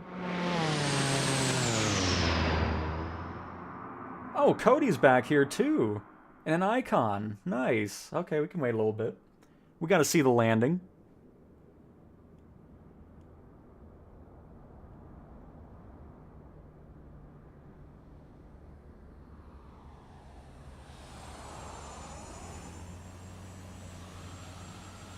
And Monorific, yes. Absolutely, like what you said specifically. Just don't feel overwhelmed. Like, if you're just brand new to the sim, don't feel like you have to rush through everything. And because if you do that, you're going to get frustrated. You're going to be kind of disappointed. It's like, oh, man, I'm not, you know, just take your time with it. Have fun with it. And everything else will kind of fall in line after the fact. I don't know what's with all the nose wheels not loading in. You got the lights, though. Or what's supposed to be the lights. I'm going to walk over the runway here. Got to see this up close. But yeah, the Vision Jet doesn't load its nose gear for some reason. Great livery, though, on that. Love seeing all the different planes landing. I do as well. That's why I always like to get here first. That way we can watch everybody, see what's going on.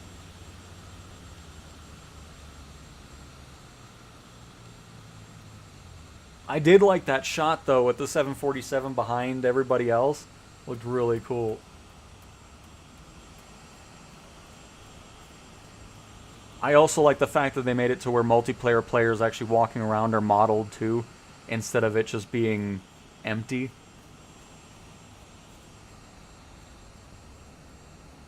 I'm actually going to go down a little bit further here.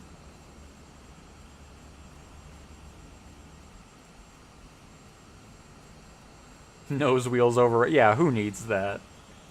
Get that out of here.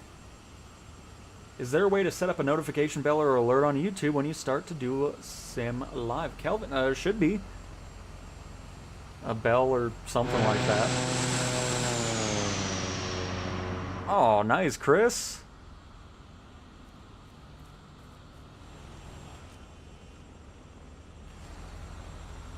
Oh, didn't mean to do that. Hang on. I walk over there. I still want to go back into showcase camera here.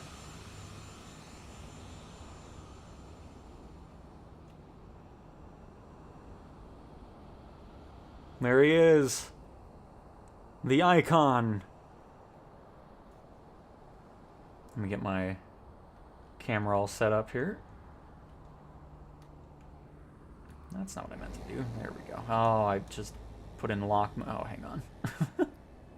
Completely fumbling through the controls here. There we go.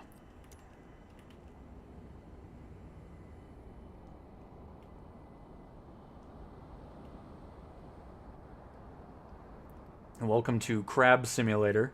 This is what the crabs of Hawaii see while they're walking around the airport.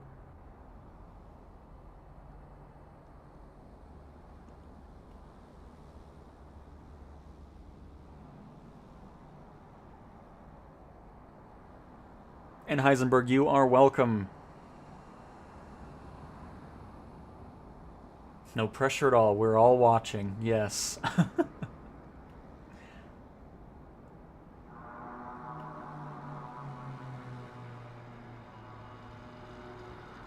Oh, and Stocky. Ooh, that was a nice recovery right there, actually.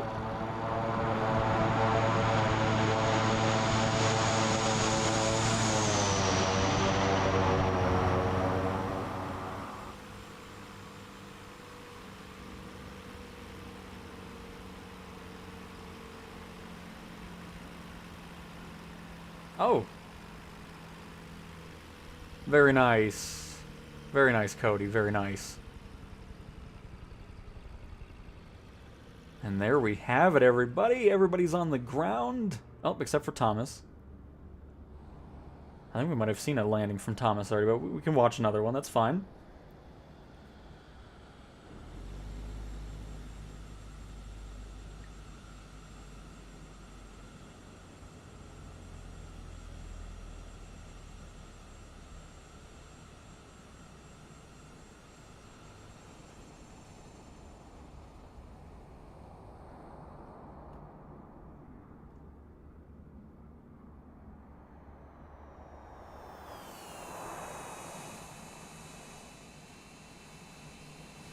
Try to get this set up here.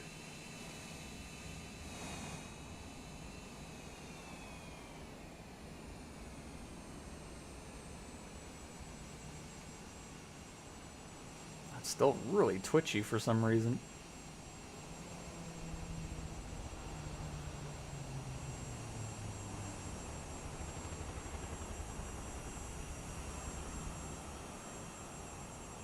Very nice, Thomas.